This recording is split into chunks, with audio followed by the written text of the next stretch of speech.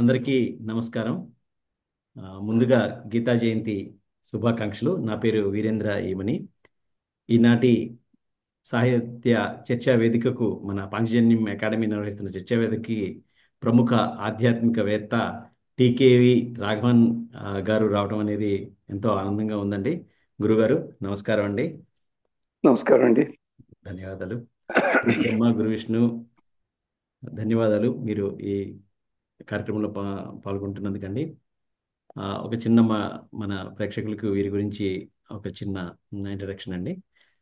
40 సంవత్సరాలుగా వీరు మ్యాథమెటిక్స్ ప్రొఫెసర్గా పనిచేస్తున్న, అంతకన్నా ఎక్కువగా ఆధ్యాత్మిక రంగంలో వీరు ఎంతో పేరు ప్రఖ్యాతులు గడించారు. ముఖ్యంగా ఏదైనా విషయానికి సంబంధించి వేదం, ఉపనిషత్సు, అలాగే ఇతిహాసాలు, పురాణాలు వీటన్నిటి మధ్య ఏదైనా విషయానికి సంబంధించి చక్కటి సమన్వయంతో ఏదైనా సంభాషణ, జ్ఞానబోధ చేయాలి అంటే బహుశా తెలుగు వారిలో ఎవరైనా వీరి తర్వాతే అని చెప్పాలి. దాదాపుగా 40 సంవత్సరాల పైగా 11,500 ప్రవచనాలు వీరు చేశారంటే వీరు చెయ్యని తెలుగు మాధ్యమం అంటూ లేదు. డిడి కానీ, ఈటీవీ, ఎస్విబిసి, ఎనీ ఛానల్, మన తెలుగులో ఉన్నటువంటి ప్రతి ఛానల్లో కూడా దాదాపుగా వీరు 40 సంవత్సరాల నుంచి సేవలు అందిస్తూ ఉన్నారు. ఆ, ప్రాథమికంగా వీరి తండ్రి గారైనటువంటి టీకే రామానుజాచార్యులు గారి దగ్గర, అలాగే మేనమామలు రామానుజాచార్య గారు, పార్థసారథి గారి దగ్గర శిష్యరికం చేసిన ఒక్కొక్క సాహిత్యానికి సంబంధించి వీరు అనేక మంది గురువుల దగ్గర శిష్యరికం చేశారు. అలాగే వీరు తెలుగు, సంస్కృతం, ఇంగ్లీషు, హిందీ వీటన్నిటిలో కూడా వీరికి చాలా పాండిత్యం ఉంది. రచనలు చేశారు. అలాగే ఆ, ఉర్దూ, కన్నడ, తమిళ్ వంటి భాషల్లో వీరు ఎంతో అధ్యయనం కూడా సాహిత్యపరంగా చేశారు అని చెప్పడం చాలా ఆనందంగా ఉందండి. మీరు ఈనాటి కార్యక్రమాల్లో పాల్గొన్నందుకు మరోసారి ధన్యవాదాలు తెలుపుతూ ప్రవచన వాచస్పతి బిరుదు అంకితులైన మిమ్మల్ని ఈనాటి కార్యక్రమానికి ఆహ్వానిస్తున్నామండి. సంతోషం. మొదటగా ఈ భగవద్గీతకు సంబంధించిన కార్యక్రమం కాబట్టి అసలు భగవద్గీతని సాంప్రదాయక గ్రంథంగా మనం ఎందుకు పరిగణించాలి, ఆ విశిష్టత ఏమిటి, ఎందుకు ఇది సాంప్రదాయ గ్రంథం అయినది అనేది కొంచెం వివరిస్తారా? అందరికీ నమస్కారం. ప్రాథమికంగా నాకు బలహీనత ఏమిటంటే గురుస్థుతి.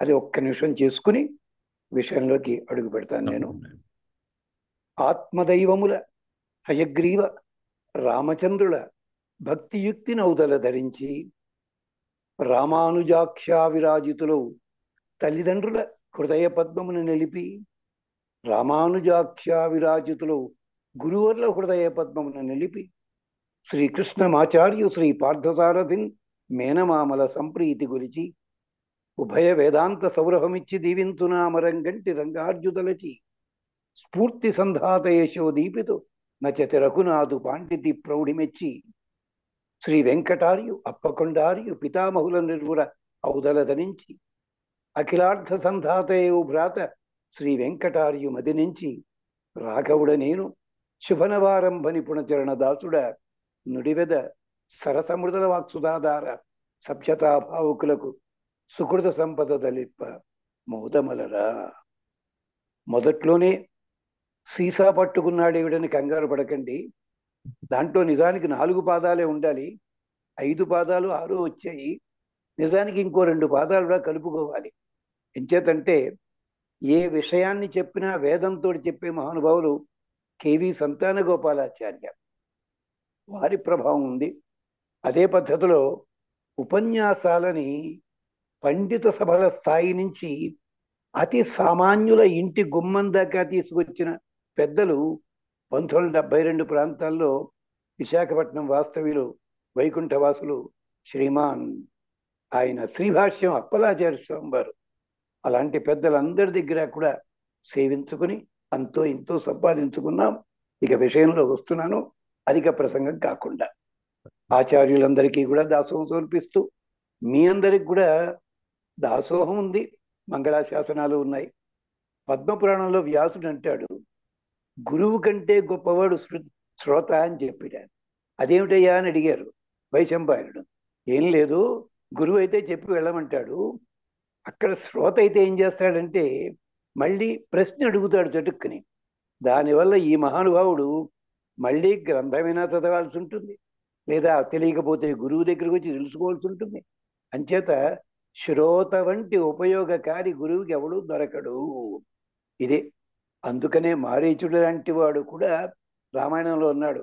వక్త దుర్లభ నిజమే, కానీ శ్రోతాచ్చ దుర్లభ. చకారం నాట్ ఓన్లీ బట్ ఆల్సో. అది తమాషా అనమాట. క్షమించాలి, అత్యవసరమైతే తప్ప ఆంగ్ల పదాలు వాడను. ఎంచండి ఈ మధ్య పెద్ద పెద్దలే ఆంగ్ల పదాలతో ఉపన్యాసాలు చెప్తున్నారు. మాకు అలవాటు కాదు, కానీ అవసరమైతేనే. ఇంతకీ ఏమిటి? భగవద్గీత ఎందుకు సాంప్రదాయ గ్రంథంగా తీసుకోవాలి? కారణం ఏమిటి? మీరు చూడండి, ప్రతి చోట కూడా ఇది న్యాయస్థానాల్లో వాటిల్లో భగవద్గీత ప్రమాణం చేసి, ఏ భగవద్గీత చిన్న పుస్తకం, పెద్ద పుస్తకం కొంచెం బరువుగా ఉంటుంది, మొత్తం మహాభారతం పట్టుకొచ్చి పెట్టేయచ్చు కదా, అక్కడ రామాయణం పెట్టచ్చు కదా, ఇంకోటి ఉంది కదా. ఎందుకన్నారు దాన్ని? దీని వెనకాల చాలా అందమైన సమాధానం ఉంది. అది చెప్పుకుందాం మనం. దీనికి ఒక సంఘటన జరిగింది. మీలో పెద్దలు 70 ఏళ్ళు దాటిన వాళ్ళు ఉంటే ఇది చూసుండొచ్చు. గోదావరి జిల్లాలే కాదు, విశాఖపట్నం కానీ బొబ్బిలి ఇటు పక్క నెల్లూరు దాకా పాత రోజుల్లో పాఠశాలల్లో, ఎలిమెంటరీ స్కూల్ ఇలాంటి వాటిల్లో గోడల మీద కొన్ని శ్లోకాలు ఉండేవి. 1వ తరగతి 2వ తరగతి అలాంటి చోట్ల కూడా ఆ శ్లోకాలు పిల్లలకి ఎవరికి తెలియవు ఏమిటన్నది. మేము కూడా ఒకసారి జాయిన్ అయినప్పుడు చూస్తే ఏదో ఉంది గోడ మీద, అర్థం కాలే. యదా యదాహి అన్నది అక్కడే. ఇదేమిటి, ఈ అక్షరాలు ఏమిటి, అర్థం కాలే. అడుగుదామంటే భయం, ఇప్పట్లా లేదు కదండి అప్పట్లోనూ. అందుకని 6వ క్లాసులోకి వచ్చిన తర్వాత మాకు అర్థమైంది, ఇదేదో భగవద్గీతట, దాంట్లో శ్లోకాలట గోడ మీద పెద్ద అక్షరాలతో రాసేట. ఎందుకు రాశారు అనుకున్నాం. పెద్ద అయిన తర్వాత తెలిసింది. అంటే ఒకప్పుడు అలాంటి స్థాయిలో కూడా సూక్తులని, దేశభక్తి గేయాలని, భగవద్గీత శ్లోకాలని, ఇలాంటి వాటిని కూడా గోడ మీద పెద్ద పెద్ద అక్షరాలతో రాసేవారు. ఇవాళ చూడండి, మంత్రాలు నార్త్ ఇండియాకి వెడితే గోడ మీద రాసేసి ఉంటుంటాయి. అది వీళ్ళు బట్టి కొట్టేసి పట్టి అలా కదా. అలా అంటే ఏమిటి? కనీసం ఆ సంస్కారం వీడికి వస్తుందని. అప్పుడు ఒడుగైనప్పుడు మా తాతగారు అన్నారు, ఏమిటి అది అంటే అని చెప్పారు. దీన్ని సాంప్రదాయం అంటారా? అదేమిటి తాతగారు, సాంప్రదాయం అందరూ వస్తుంటాడు అంటే, చాలా మంది ఇప్పటికి కూడా సాంప్రదాయం అంటే ఆచారాలు, మడిగట్టుకోవడాలు, పూజలు చేయడాలు ఇక్కడే ఆగిపోతున్నారు. అది మా సాంప్రదాయంలో లేదండి అంటుంటారు. అసలు సాంప్రదాయం అన్న పదానికి అర్థము తెలిసి మనం ప్రవర్తిస్తున్నామా? ఒక్క క్షణం ఆలోచిస్తే భగవద్గీతని ఎందుకు ఆ గ్రంథం అన్నారో అర్థమవుతుంది. సాంప్రదాయ శబ్దంలో ఎన్ని పదాలున్నాయో తెలుసా అండి? మొదటిది ఆయము. ఆయం అంటే మనం రోజుకో, వారానికో, నెలకో, సంవత్సరం సంపాదించడం సంపాదన. ఆయం అంటే అదనమాట. అందుకనే మా హైదరాబాద్లో బిల్డింగ్ ఉంది, దాన్ని వీళ్ళు సరిగ్గా పలకరు, అయ్యాకార్ భవన్ అంటుంటారు. అది అయ్యాకార్ భవన్ కాదు, అది Aayakar Bhavan, income tax office అని చెప్పి. ఆయం అంటే నీకొచ్చే సంపద. దాన్ని ఏం చేస్తావు? నువ్వు తింటావు, నీ వాళ్ళకి పెట్టుకుంటావు, అంతే. ఇది ఆయము. కానీ పక్కనే ఇంకో అక్షరం చేర్చారు, దాయము అన్నారు. దాయం అంటే అర్థం ఏమిటి? సంపాదించుకున్నా నువ్వు తింటావు, నీ తోబుట్టువులు ఉంటారు, లేదా నీ ఇంటి పేరు వాళ్ళు ఉంటారు. వీళ్ళందరిని ఏమంటారు? తెలుగులో దాయాదులు అంటుంటారు కదా. దాయ శబ్దం అర్థం అది. అంటే ఈ పంటని జాగ్రత్తగా పంచుకోవాలి. దీనికే శివభక్తులలో మాణిక్యవాచకర్ అని అతను అంటాడు, పరమశివుడిని ప్రార్థిస్తూ, భగవంతుడా ఒక కాకి జన్మ ఇవ్వయ్యా నాకు. ఇది ఇలా కోరతావేంటన్నాడు. ఏం లేదు, కాకి నల్లగా ఉంటుంది, అసహ్యంగా ఉంటుంది, ఎంగిలే తింటుంది, నిజమే. దానికి ఉన్న ఒక ఉపయోగం ఉంది, ఓ ప్రయత్నం ఉంది, అది నాకు కావాలన్నాడు. ఏమిటి? చిన్న ముక్క దొరికితే ఆహారం తనొక్కడి తినదు, కావు కావు అని చెప్పి 20 కాకుల్ని పిలుచుకుని పొడిచి పొడిచి తిని కాస్త తినగానే రెక్కలు వెట్టపటపట కొట్టుకుని తినేస్తుంది. అలాంటి దాయాదులతోటి, దాయలతోటి నేను ఉండాలి అని కోరుకుంటున్నాడు ఆ మహానుభావుడు మాణిక్యవాచకర్.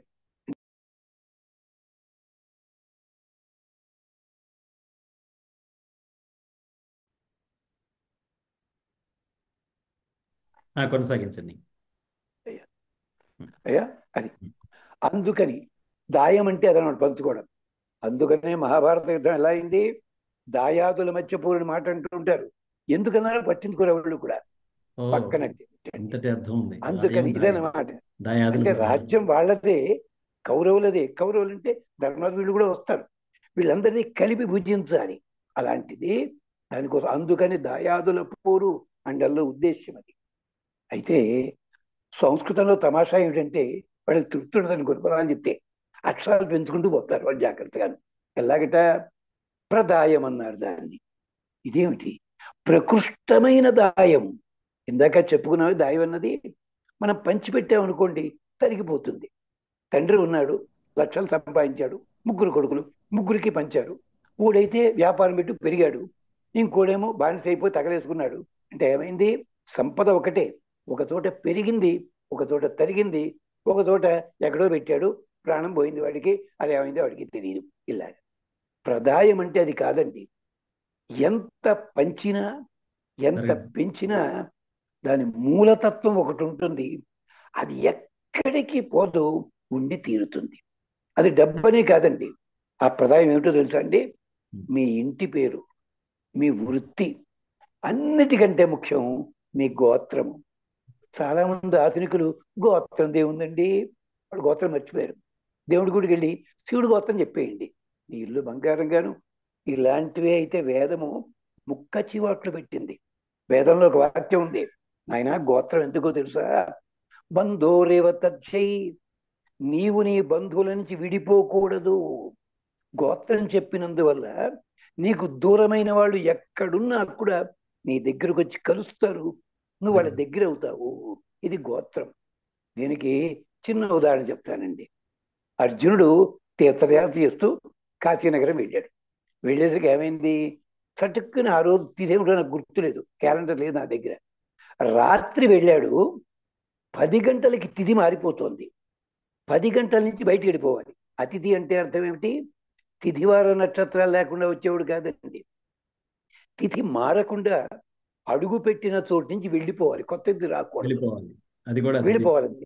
అలాంటి వాడు అటతి సతతం గచ్చతి అతిథి. అదైపోతుంది, తిథి మారుతోంది, ఏం చేయాలో తెలియలే. కూర్చుని ఆలస్యంగా వచ్చాడు, గంగా స్నానం చేయలే. కానీ స్నానం చేయకుండా విడితే ఎలా బాగుంటుందండి ఆలోచించాడు. ఒడ్డు నిలబడి, ఇది విజయ విలాసంలో ఎంత అందంగా రాశాడు మహానుభావుడు ఆ కవి. నిలబడి, తాతమ్మ గారు బాగున్నారా అని పలకరించాడు గంగాదేవిని. ఒళ్ళు మండిపోతుంటండి. ఆడవాళ్ళకి వయసు గుర్తు చేస్తే ఎంత కోపం వచ్చేస్తుంది. గంగాదేవి అంది, నా వయసు అప్పుడు 33, 32. తాతమ్మ అంటావు, నువ్వు ఎవడరా నువ్వు అనగానే అర్జునుడు నవ్వి, ఎరుగవే, అయ్యయ్యో అవునులే, నీ పిల్లాన్నే 5వ ఏట వీధిని బాధేసి వెళ్ళిపోయావు. అతను ఎవరో తెలుసు కదా, గుర్తుంది కదా, దేవవ్రతుడు. ఆయన తర్వాత పేరు మారింది భీష్ముడు అని చెప్పి. ఆయన మాకు తాతగారమ్మా, నేను ఆయన మనవణ్ణి అనేసరికి గంగాది పులకించిపోయి, ఓరి ఓరి ఓరి మనవడా లోపలికి రా అందిట. రాకూడదు కదమ్మా, తిరిగి తేడా వస్తుంది కదా అన్నట్ట. గంగాదేవి మెట్టు మెట్టు మెట్టు ఎక్కొచ్చి అర్జునుడిని తడిపి ఆహ్లాదంతో కౌగిలించుకుని తన దగ్గర ఉన్న భాండాగారం అంతా కూడా కానుకలు ఇచ్చిందిట. దీనివల్ల అర్జునుడు ఏం చెప్పాడు? తన పేరు, బయోడేటా, సన్నాఫు, ఫాదరాఫు ఏం చెప్పలే, గోత్రం చెప్పాడు. నేను కౌరవశీయుణ్ణి, అంతే. ఇది సరిపోతుందండి. లెక్కల మేస్టర్లం కదండి, అలవాటు. ఒక్కో దానికంటే ఇంకోటి కూడా అలవాటు. ఇలాంటిదే ఒకటి జరిగింది భారతంలోని. ఎందుకో పాపం భారతం సరిగ్గా చదవరు వాళ్ళును. సహదేవుడు దక్షిణ దిక్కుకు బయలుదేరాడు రాజసూయ యాగం కోసం యుద్ధానికి. కన్యాకుమారి దాకా వచ్చాడు, అయిపోయింది. ఇక నెక్స్ట్ డే బయలుదేరాలి. ఘటోద్గడ బాబాయ్ గారండి ఆ సెంటర్ దాకా వెళ్ళొస్తా అన్నట్ట. ఇంగ్లీషు కాదు, తెలుగులో చెప్పి ఆ సంస్కృతం చెప్పాడు. వెళ్ళినవాడు 3 రోజులు అయింది రాడే వెనక్కి. ఏమైపోయాడో తెలియదు. ఇప్పుడైతే సెల్ ఫోన్ ఇవన్నీ ఉన్నాయి, అప్పుడు దివ్య దృష్టి ఇంకా లేదు సహదేవుడికి పాపం. ఈ లోపల 3 రోజులు పోయిన తర్వాత వచ్చాట. పెద్ద పెద్ద ట్రంకు పెట్టారు, ఒక 15 దాకా మోసుకుంటూ వచ్చాట. ఎక్కడికి వెళ్ళావు నాన్న? లేదండి, పెదనాన్నగారి స్నేహితుడు ఇక్కడ ఉంటేను పలకరిద్దామని వెళ్ళానండి, ఆయన ఇచ్చాడు ఈ ట్రంకు పెట్టారు. పెదనాన్నగారా? ధర్మరాజు స్నేహితుడు ఎవరున్నారు ఇక్కడ? ధర్మరాజు కాదండి, మా నాన్నగారు భీముడు కదా, భీముడి గారికి అన్నగారు ఒక ఆయన ఉన్నారు, ఆయన స్నేహితుడి. భీముడికి అన్న ఎవరో మీకు తెలిసే ఉంటుంది వాడికి, హనుమంతుడు. హనుమంతుడి స్నేహితుడు ఎవరు? లంకా నగరంలో విభీషణుడు, అప్పుడు ఇంకా విభీషణుడు ఉన్నాడు, చిరంజీవి. చిరంజీవి. విభీషణుడి దగ్గరికి వెళ్ళాటిన. విభీషణుడు యగాదిగా చూసి, ఎవరయ్యా నువ్వు, ఏదో పోలికలు కనిపిస్తున్నాయే, ఎవరి తాలూకు అన్నట్ట. లేదండి, నేను మీకు తెలియదు కానండి, మా పెద్దనాన్నగారికి అన్నయ్య ఉన్నాడండి. అదే మా పెద్దనాన్నగారు ఉన్నారు ధర్మరాజు గారు, ఇంకో పెద్దనాన్నగారు ఉండేవారు, ఆయన మీకు బాగా తెలుసండి. ఎవరైనా? హనుమంతులు వారండి. ఓ, హనుమంతుడి తమ్ముడు కొడుకు నువ్వు, రావయ్య. లేదు, నా ఆలస్యం అయిపోతుంది అంటూ చెప్తే, విభీషణుడు అన్నాడు, నేను ఇక్కడి నుంచి రాజసూయాగానికి రావడం కష్టం అవుతుందయ్యా, రాలేను. అంచేత ధర్మరాజు గారి రాజసూయానికి ఈ కానుకలు ఇస్తున్నాను, తీసుకెళ్ళవయ్యా, నా తరఫుని నమస్కారం చెప్పు. అంతేకాదు, మా ఇంటికి రమ్మంటే రాకుండా పెద్ద మనిషి మీ ఇంటికి వచ్చాడు, ఎవరు తెలుసురా? రామచంద్ర స్వామి. ఇప్పుడు కృష్ణ వేషంలో వచ్చాడు మీ దగ్గరికి, అతనికి కూడా నమస్కారం చెప్పు నాయన అన్నట్ట. విజయ విలాసంలో అద్భుతంగా ఈ సన్నివేశం ఉంటుంది ఇక్కడ. అంటే చూడండి, ఇది ప్రదాయము, ప్రకృష్టమైన దాయము. ఈ లోపల కొంతమంది కంగారు పడ్డారు, నేను సైడ్ ట్రాక్ వెళ్ళిపోయాను, ఆయన ఎవడో మహానుభావుడు లాగానే. లేదండి, సైడ్ ట్రాక్ వెళ్ళినా మెయిన్ ట్రాకే మాకు అలవాటు, అది సంగతి. అందుకని ఇది ప్రదాయము అంటే గోత్రం అన్నమాట. తర్వాత ఏమిటి? సమ్యక్ ప్రదాయము, సాంప్రదాయము లేదా సంప్రదాయం, ఏదైనా పర్వాలేదు, వ్యాకరణంలో అంటే ఏమిటి? వేలాది సంవత్సరాలు గడిచిపోయినా, సిద్ధాంతాలు మారిపోయినా, జీవన వ్యవస్థ మారిపోయినా, మారనిది ఒక్కటిగా ఒక్కటే ఉన్నది. తలచుకుంటే తాలు కొన్ని లక్షల యుగాలు కూడా గుర్తు తెచ్చేది సాంప్రదాయము. దీన్నే నేనేమో ఇంత కష్టపడ్డానా, మా గురుగారు ఉన్నారు ఆయన, డాక్టర్ సి నారాయణ రెడ్డి గారు. ఆయన 70 ప్రాంతాల్లో గమలు గేమ్ రాశారు. అంత కడివెడు పాలలోన ఒకంత మిగడ పెరినట్లు మిగులు గతములోపలి మంచి, అదే సాంప్రదాయము. చూడండి, మహానుభావులు అలాగే చెప్తారు. ఎంచేత నక్షల్ కాస్తలో చెప్తారు, కొండంత అర్థం ఉంటుంది. ఇది సాంప్రదాయం. అందుకని మనకి ఎన్ని గ్రంథములున్నా కూడా అన్ని గ్రంథములు గొప్పవే, నిజమే. అది మళ్ళీ తర్వాత మాట్లాడుకోబోతున్నాం, ఏమిటా గ్రంథాలు అన్నవి ఉన్నాయి. కానీ వాటి సారము భగవద్గీత. కానీ ఎందుకో పాపం భగవద్గీత ఉపన్యాసాలు చెప్పేవాళ్ళు భగవద్గీతని ఇండిపెండెంట్ ట్రెడైజ్ అన్నట్టుగానే చూస్తారు తప్ప, భగవద్గీతలో ఉన్న ప్రతి శ్లోకము ఒక పురాణంలోనూ, ఒక ఇతిహాసంలోనూ, ఒక మొత్తము ఘట్టానికి మూలమవుతుంది. అంటే 700 శ్లోకాలు ఉన్నాయి. మీరు వాటికి లింకులు కలుపుకుంటున్నాం, మనమంతా అక్కడితో ఆగిపోతున్నాం. దీని మీద ఒక జోక్ ఏమిటో తెలుసా అంటే, హైదరాబాద్ కొత్తలో మా ఫ్రెండ్ ఒకడు సికింద్రాబాద్ ఫోన్ చేసి, ఏపీ ఎక్స్ప్రెస్ ఢిల్లీ వెళ్ళడానికి ఎంత టైం పడుతుంది అని అడిగాడు ఫోన్లో. అవతల పక్క ఆపరేటరు మా మేనకోడలు. జస్ట్ ఎ మినిట్ అంది, కొత్తగా జాయిన్ అయింది, చూసుకోవాలి కదా. జస్ట్ ఎ మినిట్ అంది, వీడు ఫోన్ పెట్టించాడు థ్యాంక్ యూ అని చెప్పి. మన వాళ్ళంతా అదే బాబత్. కాస్త తెలిసి, లేదురా నాయన.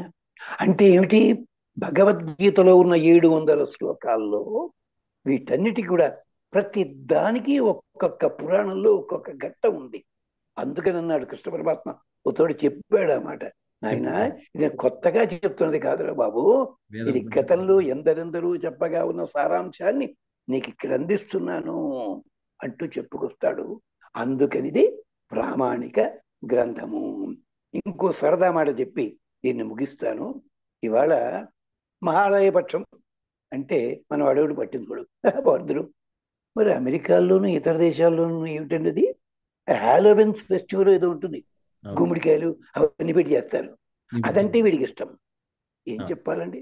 మాతృదేవోభవ పితృదేవోభవ అని చెప్తే నమ్మడు వీడు. ఫాదర్స్ డే మదర్స్ డే అంటే నెత్తి మీద చేస్తాడు. అక్కడ ఎందుకు చెప్పండి అన్నమాట? ఇప్పుడు గమనించామా? ఆఖరికి ఆడవాళ్ళకి సంబంధించిన చిన్న బిట్టి చెప్పేసి ఆపేస్తాను. ఆడవాళ్ళు కాటుకు పెట్టుకుంటారు కదండి. కాటుకు పెట్టుకునేటప్పుడు ఏ గంటకి ముందు పెట్టుకుంటారు వాళ్ళని అడగండి ఒకసారి. మరి తెలియదు అనుకోండి నాకు ఏం చేస్తారన్నది. కానీ మా తెలిసిన దొరకరు, మా బామ్మగారు అమ్మమ్మ గారు వీళ్ళందరూ చిన్నప్పుడు ఆ అక్కలు కూడా ముందు ఎడమ కంటికి చాలా శ్రద్ధగా పుల్ల ముక్కతో ఇలా ఇలా ఇలా పెట్టుకునేవారు, కుడి కంటికి ఇలా ఇలా రాసేసుకునేవారు. నాకు అర్థమైంది ఇది ఏమిటిదని చెప్పి. పెద్ద అయిన తర్వాత యజుర్వేదంలో 12 మంత్రాలు ఉన్నాయి దానికి. కాటుక ఎందుకు పెట్టుకోవాలి, కాటుక ఎలా వచ్చింది, ఆడవాళ్ళు పెట్టుకుంటే ప్రయోజనం ఏమిటి, మగవాళ్ళు ఎప్పుడు ధరించాలి, అద్భుతంగా చెప్పారు. ఇదంతా ఎందుకు చెప్తున్నామంటే సాంప్రదాయం అంటే కేవలం మీరు స్నానాలు, మడి కట్టుకోవడాలు, తడి బట్టలు కట్టుకోవడాలు, పట్టు బట్టలు కట్టుకోవడాలు, అలాగా ఇలాగని అక్కడతో ఆగిపోకండమ్మా. సాంప్రదాయం వెనకాల ఒక చిన్న ప్రశ్న మీకే వేసి ఆపేస్తాను. ఏమండి, యజ్ఞం చేసేటప్పుడు దీపం వెలిగించాం కదా, మరి గుడిలో దీపం ఎందుకు వెలిగిస్తామండి? ఎప్పుడైనా గమనించారా? అలాగే తిరుపతిలో కొబ్బరి బొండాలు కొట్టి అభిషేకం చేసి మరి ఆ కొబ్బరి బొండాలు గుజ్జు కూడా తీసి ప్యాకెట్లు కట్టేసి ప్యాకెట్ 100 రూపాయలు అంటే ఎవడు కొనుక్కుంటాడు కదా. మరి ఆ కొబ్బరి బొండాలని ఏం చేస్తున్నారండి వాళ్ళు? వంట వాళ్ళు కూడా వాడుకోవటం లేదండి. వాళ్ళు వాళ్ళు పట్టుకెళ్ళి కొలంలోనూ ఇక్కడ నీళ్ళల్లో వదిలేస్తారు. ఇదేమిటి? ఎప్పుడు గమనించామా? సాంప్రదాయం అంటే మన పూర్వీకులు పాటించిన ప్రతి సూత్రం వెనకాల ఒక కథ, ఒక నియమము, ఒక పద్ధతి ఉంది. ఇది అందుకని అలాంటి పత్రాన్ని చెప్పేది భగవద్గీత కనుక. ప్రత్యేకించి భగవద్గీత అంటే కొంచెం క్లుప్తంగా ఉంది, హ్యాండ్ బుక్ అనొచ్చు కదా మనం, అలాగనమాట. అందుకని చెప్పి భగవద్గీతని తక్కువ చేయడానికి కాదండి. భగవత్ చిన్నదనుకోకండి. మర్రి విత్తనం చాలా చిన్నగా ఉంటుంది. అడయార్ ఆ బిల్డింగ్లు అన్ని కూడా మర్రి విత్తనం కింద ఉన్నాయి, చూసుకోండి జాగ్రత్తగా. భగవద్గీత కూడా అలాంటిదే. అంతే తప్ప మాస్టర్ నన్ను మాట, నా ఉద్దేశంలో నీ ఉద్దేశం ఎవరికి కావాలి? నీ ఉద్దేశంలో భగవద్గీత ఏంటి? భగవంతుడు చెప్పాడు. భగవద్గీత మనకి ఎంతవరకు అర్థమైందో అది చెప్పుకుంటాం, అంతే. అంతే తప్ప చాలా మంది అంటుంటారు, నా ఉద్దేశంలో భగవద్గీత ఏమిటంటే నీళ్ళు బంగారం గారు ఎంత అహంకారమా అంటూ జ్ఞాపకం చేస్తూ ఒక్కసారి సాంప్రదాయం అంటే ఏమిటో చెప్పుకున్నాం. ఇదనమాట.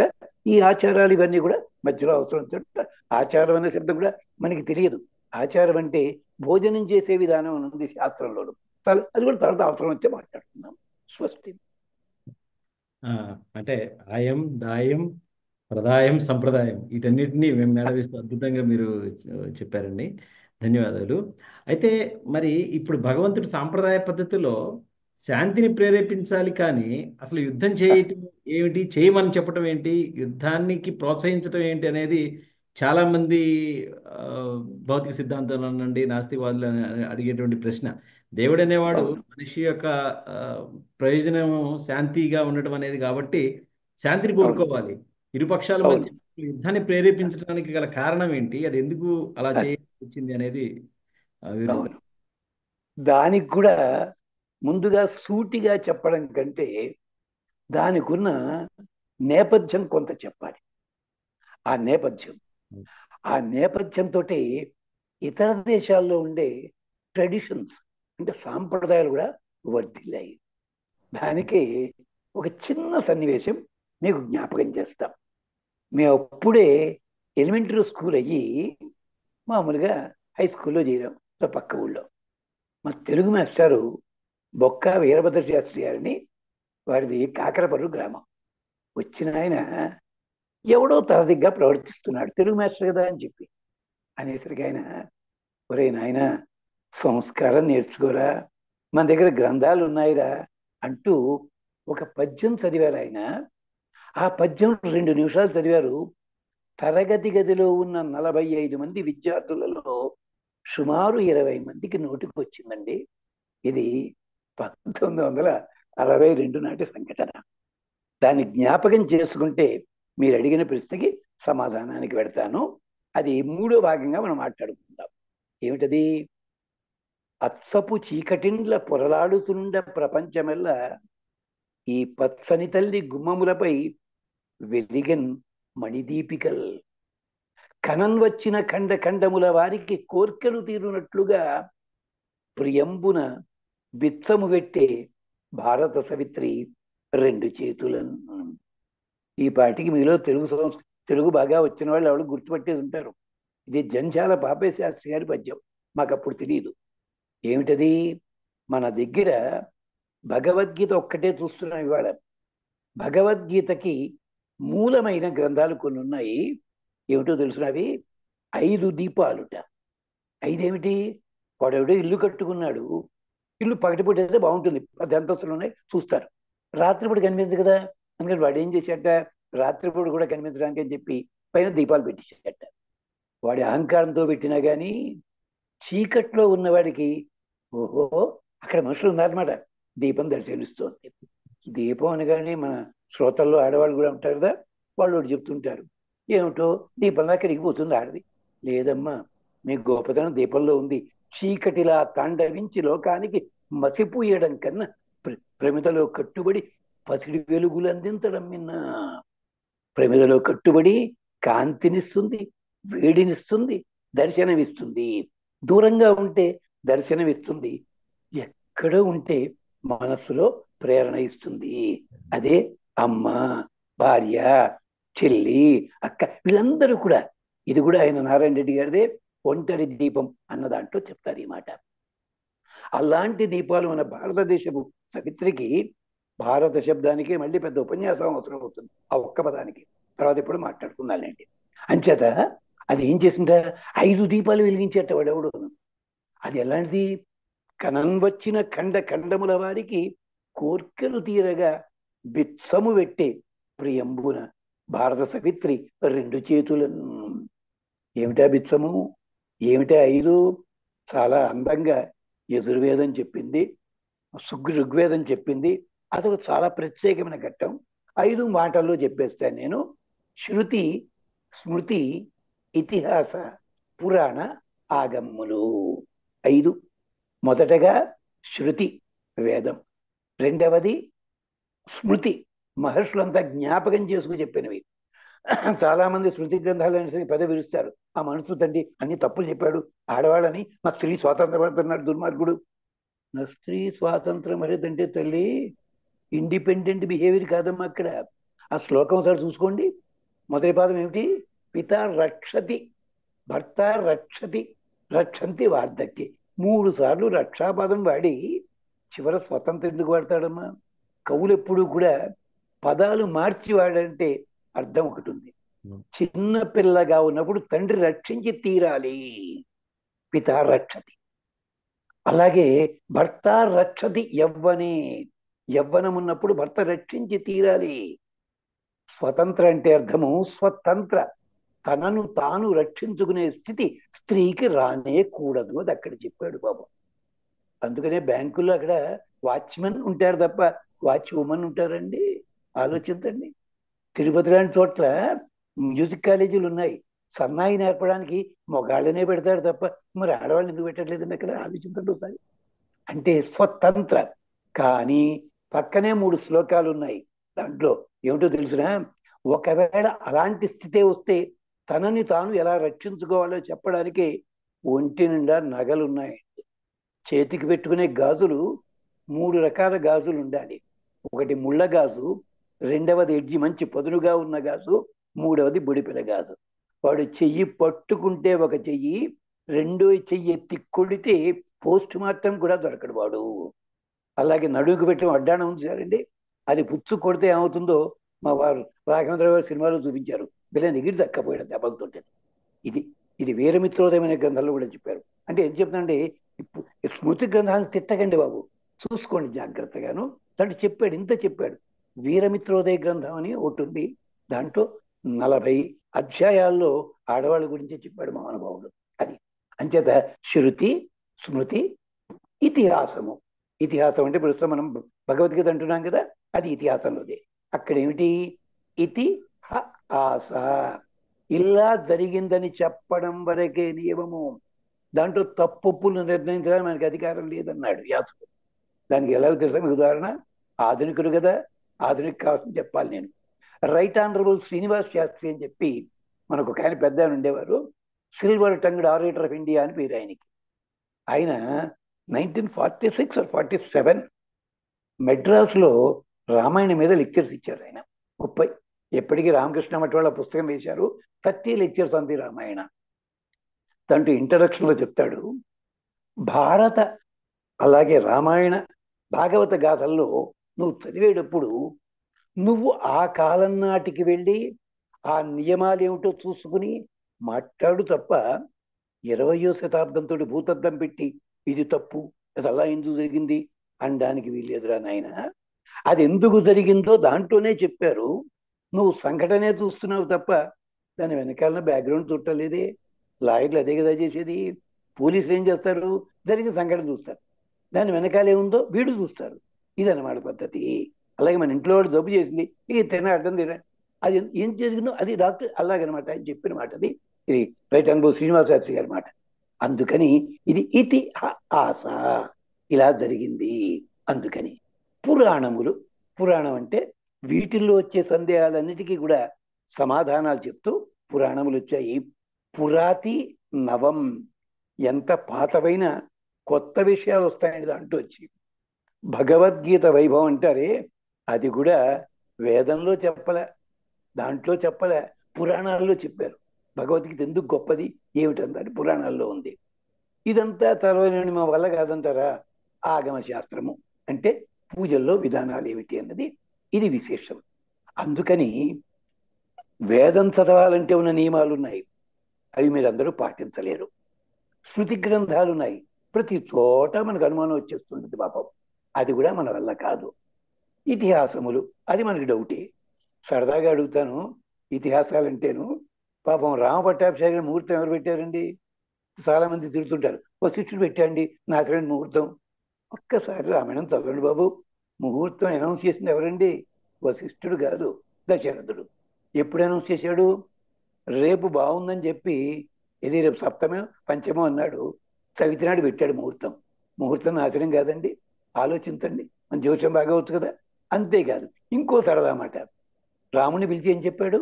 నాయన ఇవాళ నువ్వు బ్రహ్మచర్యం పాటించి సీత నువ్వు వేరువేరుగా పడుకోవాలి, పుట్టి నేల మీద పడుకోవాలి, ఇంటికి తలగిన ఎట్టు పడుకోవాలి, ఇంత చెప్పాడు. ఉంది, రామాయణంలో ఉంది, చూడండి. ఈ మహానుభావుడు ఎక్కడికి వెళ్ళాడండి? ఆలోచించండి. కైకమ్మ ఇంటికి వెళ్ళాట. మనంతా బుద్ధిమంతులం కదా. లేదండి, కైకమ్మకి వార్త చెప్దామని వెళ్ళాడు పాపం. రాముడు అంటే ఇష్టం కదా. ఆ మనకున్నవాడి గౌరవం వాల్మీకి లేదు కదండి. వాల్మీకి 2 శ్లోకాల్లో చెప్పాడు ఎందుకు వెళ్ళాడు దశరథుని.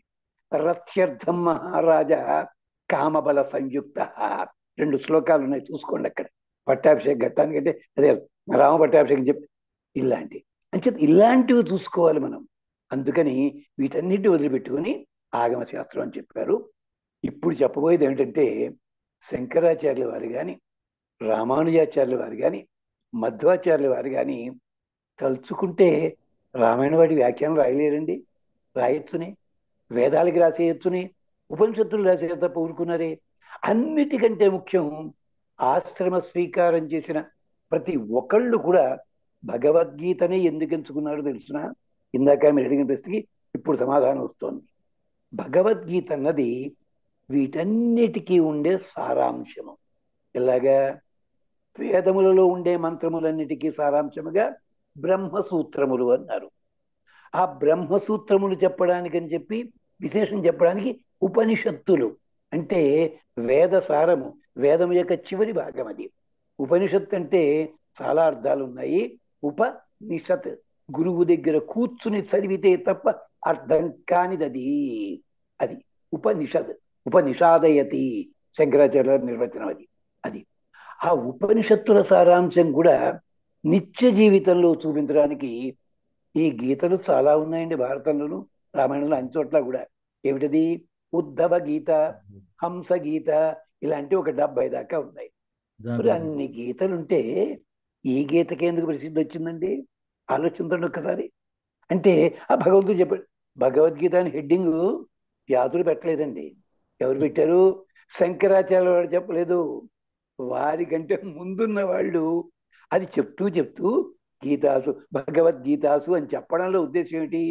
నాయన మేం కల్పించింది కాదురా ఇది, మేమేదో పీఠం ఉంది కనుక కొత్త సిద్ధాంతాలు పెడుతుంటారు కొంతమంది, అలాంటిది కాదు ఇది. ఇది భగవంతుడు చెప్పింది. అక్కడ కూడా భగవద్గీతలో 2-3 శ్లోకాలు ఉన్నాయి. నాయన అర్జున, కొత్తది నేను చెప్పటం లేదు, దీంట్లో ఉన్న విశేషాలన్నీ ఇతర సందర్భాల్లో అక్కడక్కడ వాళ్ళంతా చెప్పి ఉన్నవి ఉన్నాయి. అది ఆ విశేష సారాంశం నీకు అందిస్తున్నాను అనుంది. అంటే భగవద్గీత లోపల ఇంత అంతరార్థం ఉంది కనుకనే దాన్ని ఇంత శిరస్సు మీద ధరించారు. సరే, ఇప్పుడు మీరు అడిగిన ప్రశ్నకి సమాధానం చెప్పుకుందాం. ఇంతటి కృష్ణ పరమాత్మ కదా, మరి శాంతిని బోధించాలి కానీ యుద్ధాన్ని చేస్తాడా? ఏం బాగా చెప్పారండి. వాడెవడో పాపం 15 మర్డర్లు చేశాట రోడ్డు మీద, వాడిని పట్టారు పోలీసులు. వాడికి కౌన్సిలింగ్ ఇస్తే పని అవుతుందండి? ఆలోచించండి. కౌన్సిలింగ్ ఇచ్చేదండి.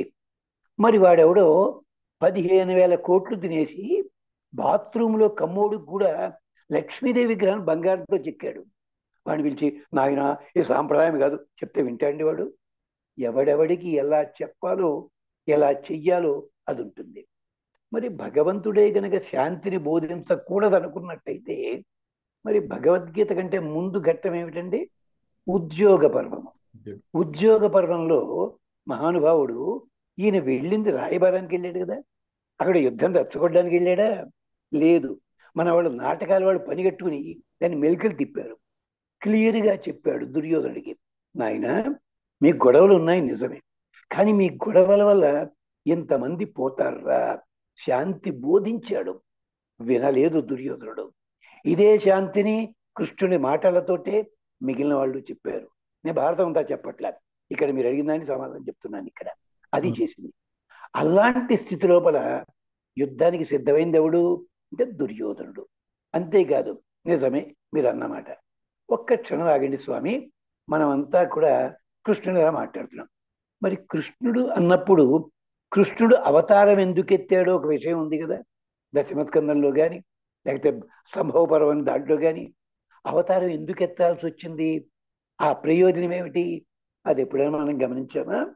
పైగా ఇంకొక మాట, ఇక్కడ 18 అక్షరం నాశనం అయ్యాయని మీరు దుఃఖపడిపోతున్నారు అంతా. అక్కడి నుంచి మళ్ళీ ఏమిటారు దాన్ని ఏమంటారు, నిలబడి సైలెన్స్ పాటిస్తుంటారు పాపం నివాళి పిలుస్తూ. ఇది 18 ఒక గడ్డి పరకండి. ఎందుకో తెలుసా? జరాసంధుడు మధురా నగరం మీద దండెత్తాడు.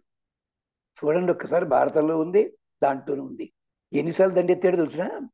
22 సార్లు దండెత్తాడు. 22 సార్లు. ప్రతిసారి బెటాలియన్స్ ఎన్నో తెలుసా? అక్షవిణులు, 18 అక్షవిణులు. మరి ఎవరికి గుర్తు రాలేదండి ఇది? మరి జరాసంధుడికి ఎవడు చెప్పలేదు ఏమిటండి? మధురా నగరంలో ఎంతమంది ఉన్నారండి? ఎంతమంది చంపాడండి? అది ఎవడు గుర్తులేదు. అలాగే జరాసంధుడు రాజసూయానికంటే ముందు భీముడు చంపడానికి కారణం ఏమిటి తెలుసురా?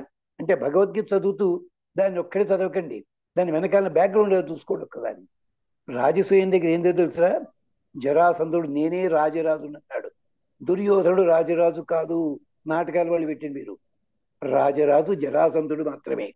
ఎంచేత 100 సామ్రాజ్యాలుంటే 100 రాజవంశాలుంటే 90 మంది రాజవంశాల వాళ్ళని గోమంతక వ్రతం అని పేరుంది. ఇప్పుడు కూడా ఉంది, మధ్యప్రదేశ్ అక్కడెక్కడోనో గుజరాత్లోనో గోమంతక్ అని ఉంది. అక్కడ గుహలోపల వీళ్ళందరినీ దాచి రోజుకి ఒక్కడిని చొప్పుని కాలభైరవుడికి బలిచ్చాడు. కృష్ణుడు అడిగింది అదే. నీవు కాలభైరవ భక్తుడివే, నేను కాదన్ను, కానీ వాళ్ళని రాజుల్ని యుద్ధంలో జయించాలి, జయించి పట్టుకెళ్ళు, లేదు చంపేసి ఉండి యుద్ధంలో తప్పులేదు. నువ్వేం చేశావు? వాళ్ళని మోసం చేసి పట్టుకెళ్ళి వాళ్ళ ఆడవాళ్ళని చెరపట్టావు, విధవల్ని చేశావు, ఎట్టు కాకుండా చేసావు వాళ్ళని. వాళ్ళ రాజ్యాలు నాశనం అయిపోయాయి, రాజ్యాలకు రాజులు. ఏమండి, ఇంత భయంకరమైన మ్యాసకర్ జరిగితే అది మనకి ఎవరికి గుర్తులేదండి? ఏదైతే ఏమిటది కురుక్షేత్రం జరిగింది మాత్రం మనకి దుఃఖం కలిగిస్తుందా? దీనికి ఎవరినైనా పెడుతున్నాం మనం? కృష్ణున్నా. కృష్ణుడు వచ్చింది దేనికండి? భూభార హరణం కోసం కదండి. అక్కడ పోయినవాడు ఎవడైనా మామూలు వాడు ఉన్నాడా? ఒక్కసారి అంతరార్థ భారతం అని చెప్పి వేదుల సూర్యనారాయణ శర్మ గారిని, మనకు ఒకప్పుడు ఐజీ కృష్ణారావు గారు ఉండేవారు, ఆయనకి మామగారు. ఆయన 23 ఏటే రాశారు. అంతరార్థ భారతము, అంతరార్థ భాగవతము, అంతరార్థ రామాయణం అని చెప్పి గ్రంథాలు దొరుకుతున్నాయి. దాంట్లో చెప్తారు ఏ రాజు ఏ రాక్షసుడు హింసతో వచ్చాడు, ఏం దుర్మార్గాలు చేశాడు. ఇంకో సరదా మాట చెప్తాను. సాధారణంగా 2 పార్టీలు కొట్టుకుంటూ ఉంటే ఆ పార్టీ పాలిటిక్స్ మాట్లాడటం లేదు నేను. ఆ పార్టీలు వెనకాల తిరిగే వాళ్ళు ఏముంటారు తెలుసా అండి? వాళ్ళకి పర్సనల్ ప్రాబ్లమ్స్ ఉంటాయి, అంటే పర్సనల్ కాన్ఫ్లిక్ట్స్. ఇది తేల్చుకుందాం అంటే వాళ్ళ వల్ల కాదు. అంచేత వీడు ఈ పార్టీలో వాడు ఆ పార్టీలో చేరుకోండి, తన్నుకుంటే పార్టీ మీద పోతుంది అది. కౌరవుల పాండవుల్లో కూడా నిజంగా పాండవుల కోసం యుద్ధం చేసిన వాళ్ళు, వాళ్ళ సేనా నాయకుల్లో 7 బెటాలియన్స్ లోపల గట్టిగా 20 మంది సేనానాయకులు కూడా లేరు. అలాగే కౌరవుల పక్షాన్ని 11 మంది ఉన్నారు. వీళ్ళల్లో కూడా మహారథులైన చాలా మంది ఉన్నారు. వాళ్ళందరూ కూడా ఓ అమ్మాయిని ప్రేమిస్తే ఎవడో వాడిని కాస్త సాక్షికి విడి చేసుకున్నాడు, ఇంకో వీళ్ళు చేసుకున్నామంటే ఆ రాజ్యాన్ని వీడి చూసుకున్నాడు. ఇలాంటి అంటే వాళ్ళ పర్సనల్ ప్రాబ్లమ్ని సెటిల్ చేసుకోవడానికి కురుక్షేత్రాన్ని వాళ్ళు వేదికగా చేసుకుని పేరు మాత్రం ఎవరికి పెట్టారు? పాండవులకి దీనికి పెట్టాడు. ఈ సంగతి తెలిసే భగవద్గీత సన్నివేశానికంటే ముందు ధర్మరాజు ఒక చిన్న పని చేశాడు. మరి స్వామీజీలు భగవద్గీత అంత గొప్పగా చెప్తారు కదా, వాళ్ళు ఇలాంటివి చెప్తే కొంచెం ఇంకా సందేశం వచ్చింది కదా. ఏమన్నాడు తెలుసా? యుద్ధం ప్రారంభించే ముందు ద్రోణుడి దగ్గరికి, భీష్ముడి దగ్గరికి వెళ్ళి పాదుకలు ఇవన్నీ వదిలిపెట్టేసి దండం పెట్టొచ్చాడు. దేనికంటే పొలిటికల్ బ్రెయిన్ అండి అన్నాడు ఎవడో పాపం. దానికోసమే కాదు, వెనక్కి వచ్చిన తర్వాత అనౌన్స్మెంట్ ఇచ్చాడు. మా పాండవుల పక్షంలో ఎవడైనా కౌరవుల పక్షానికి చేరతామంటే చేరిపోండి, మేము మిమ్మల్ని చంపము. కౌరవుల పక్షంలోంచి ఎవడైనా మా పక్షానికి వస్తాడా అంటే రండి, వాడిని కౌరవులు చంపకుండా చూస్తాం, మేము చంపము. ఇటుపక్క నుంచి అటు ఎవడు వెళ్ళలేదండి. అటుపక్క నుంచి ఇటు వచ్చేసాడు ఒకడు పాపం. వాడి గట్టిగా 45 ఏళ్ళు లేవు. పరిగెత్తుకొచ్చాడు. అప్పుడు మీరంతా మన ఆధునికులు చూసారా దుర్మార్గం, ఇన్నాళ్ళు దుర్యోధన తిరిగి వాడు మోసం చేశాడు దుర్మార్గుడు, ఇడియట్ బిట్రేయల్ ఫెలో అంటాం మనం. వాడు ఏమిటో తెలుసా? వాడు అన్నది ఏమిటో తెలుసిన? వాడి పేరు యుయుత్సుడు. వాడు ధృతరాష్ట్రుడి కొడుకు, గాంధారి కొడుకు కాదు. అదేంటండి? ధృతరాష్ట్రుడికి గాంధారే కాకుండా గాంధారి చెల్లెళ్ళు 100 మంది ఉన్నారు. వాళ్ళు కూడా ఉన్నారు పాపం. వాళ్ళని పెళ్లి చేశారు. వీళ్ళు కాక సప్లిమెంటరీ క్యాండిడేట్ ఇంట్లో పనిచేసే శాల్తీ ఉంటుంది. ఆ శాల్తీకి పుట్టినవాడే ఈ మహానుభావుడు యుయుత్సుడు. అంటే దాసీదానికి పుట్టినవాడు. ఎందుకు వచ్చావయ్యా? ఏం లేదు, భీముడు ఆ రోజు ప్రతిజ్ఞ చేశాడు, గాంధారి కొడుకుల్ని ఒక్కడిని కూడా బతకనివ్వనని చెప్పి. మరి నేను గాంధారి కొడుకుని కాదు కదా, నన్ను చంపడం. కానీ అక్కడ ఏం జరుగుతుంది? ఎవడు చంపుతాడు నన్ను? కాదు. నేను ఎందుకు వచ్చాను తెలుసునా? ముసలితనంలో కొడుకుల్ని పోగొట్టుకుని ధృతరాష్ట్రుడు గాంధారి నానా యాతన పడుతుంటే చేతికర్రగా ఉండడానికి సొంత కొడుకన్నవాడు ఒకడు కావాలి కదా. అంచేత అన్నయ్య అందుకోసం వచ్చాను. చాలా మీతో గంభీరంగా చెప్తున్నాను. ఆ సన్నివేశం ఏడుస్తుండేవాడిని నేను. ఇది తమాషా అక్కడ. మరి ఎందుకు గుర్తులేదని జనాలకి? శాంతి శాంతి శాంతి అనే వాళ్ళకి.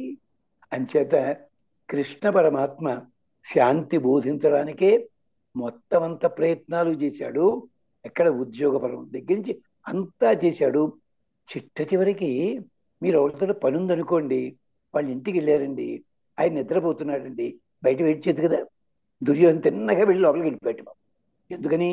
వాళ్ళ అక్కయ్య గారి ఇల్లు, అంటే రుక్మిణీదేవి ఇల్లు అనమాట. అందుకని మన అక్కయ్య ఇంటికి వెళ్తే లోపలికి వెళ్ళిపోగలం, బెడ్రూమ్ దాకా. వెళ్ళాడు. వెళ్ళి ఎక్కడ కూర్చున్నాడు? తల దగ్గర కూర్చున్నాడు. వాస్తు శాస్త్రము జ్యోతిష్ శాస్త్రం ప్రకారం నిద్రపోతున్న వాడి దగ్గర పాదాల దగ్గర కూర్చోవాలి కానీ శిరస్సు దగ్గర కూర్చోకూడదు.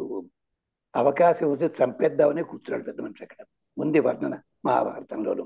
ఇలాంటి వాడికి శాంతి చెప్తే వింటాడా? అర్జునుడు కూడా ఉన్నాడు, శాంతి చెప్పొచ్చు, బతికిస్తాడు. సరే, మళ్ళీ ఇంకో 100 మంది ఇలా చేస్తే ఏం చేయాలి? అందుకనే మొదటగా శాంతి కోసం శాంతి ఎక్కడ కావాలో అక్కడ చెప్పించాడు పాపం.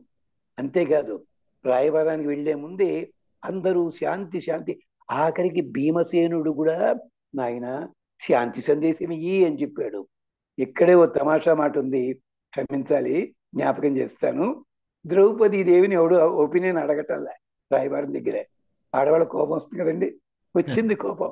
కానీ కోపం వచ్చిన ఆడవాళ్ళ ఇళ్లలోనూ చాలా అందంగా చెప్తారండి. పోలీసు వాడి దెబ్బలా మెత్తగా ఉంటాయి.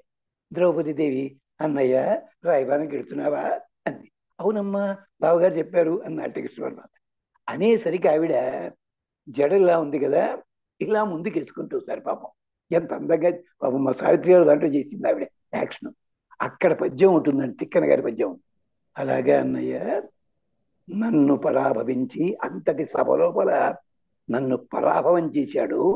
ఇవాళ నీకొన్నయ్యని వరమున బుట్టితిన్, భరతవంశము చొచ్చితి, అందు పాండు భువనకు కోడలైతి, జనవంజుల నీతి విక్రమశీలులకు పుత్రులను పడసితన్. అన్నిటికంటే నీకు చెల్లెలిని నన్ను వాడెవడో సభలో పట్టుకు ఈడిస్తే వీళ్ళంతా పాపం సంధి అంటున్నారా? సంతోషం నాయన, నువ్వు చేసిరా అంతే. ఇది తిక్కన గారి పద్యం. మరి అది మర్చిపోతున్నాం ఇలాగండి. మరి ద్రౌపది జరిగిన అవమానం. అంచేత కృష్ణుడు శాంతి బోధించింది అర్జునుడికి మాత్రం కాదండి, ఇలాంటి సన్నివేశం రాకూడదని చెప్పడానికి, భావితరాల వారికి పాఠం చెప్పడం కోసం అక్కడ శాంతి సందేశం లాంటిది అందించాడు. శాంతి సందేశం అన్నది ఆ చెప్తున్న మాటల్లో అంతరార్థమే ఉంది తప్ప అర్జునుని ప్రేరేపణ చేసింది, అర్జున్ని నడిపించింది, దానికి అర్థం మాత్రం వేరే ఉంది.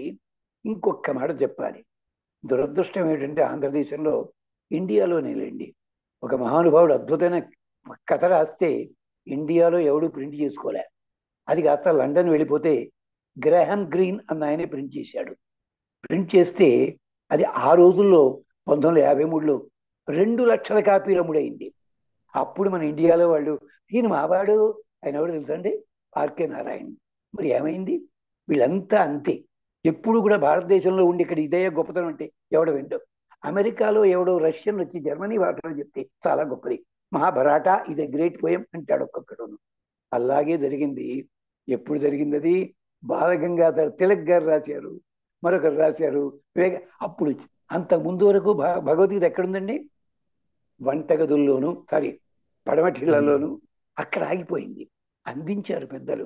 కానీ ఇప్పుడేమైపోయింది? నిన్న మొన్నటి దాకా అసలు పట్టించుకోకుండా పాటలు పాడుకునే వాళ్ళు కూడా ఒక స్థాయి వచ్చేసరికి ఘంటసాల గారిని ఇమిడియేట్ చేస్తూ పాడుతూ మా అంత గొప్ప వాడు కూడా అయ్యింది, తప్పేం లేదండి, నష్టమేం లేదు, అది జరిగేదేది. అందుకనే కవి అన్నాడు తెలుగులో, ఏ గతి రచించిరేని సమకాలము వారలు మెచ్చరే కదా అన్నాడు. అలాగా భగవద్గీత లోపల ఉండే personality development, communication skills, organisation skills, ఇలాంటి వాటికి సంబంధించి కూడా శ్లోకాలు ఉన్నాయి. అవి కూడా ఉన్నాయి. అవి కూడా మనం వీలున్నంత వరకు కొన్ని కొన్ని జ్ఞాపకం చేసుకుంటూ, మీరు అడిగే ప్రశ్న, కృష్ణుడు శాంతిని అందించడానికే ప్రయత్నించాడు. అంతేకాదు, ఇంకొక రహస్యంతో పూర్తి చేస్తాను.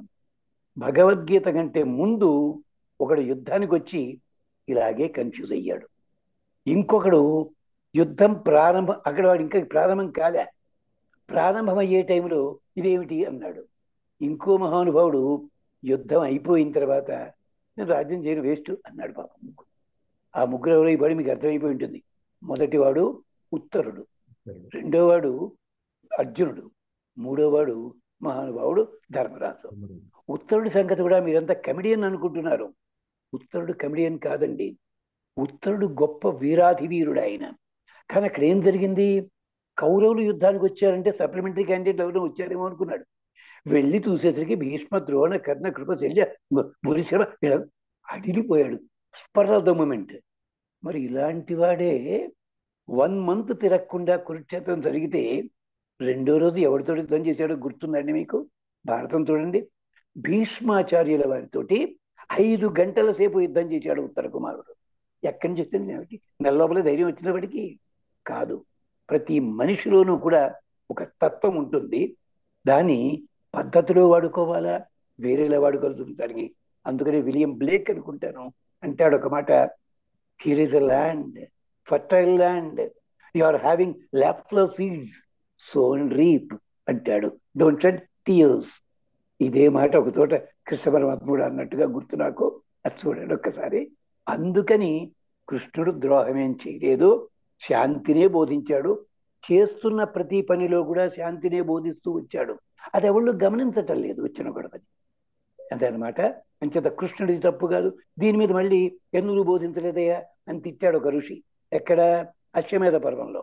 అది ఎవడు చదవట్లే. మళ్ళీ ఈ ప్రశ్నలు అడిగేవాళ్ళు ఒక్కసారి యుద్ధం అయిన తర్వాత అక్కడున్న ఘట్టాలు ఏమైనా ఉందా చూడాలి. మనం అంటే ఏం చేస్తున్నాం? మనం ముందు భాగం చూడటం లేదు, దీని తర్వాత భాగం చూడటం లేదు, ఆ మధ్య ఒక్కటే పట్టుకుని దాన్నే పట్టుకుని ఇదే అండి మనం మాట్లాడుతున్నాం.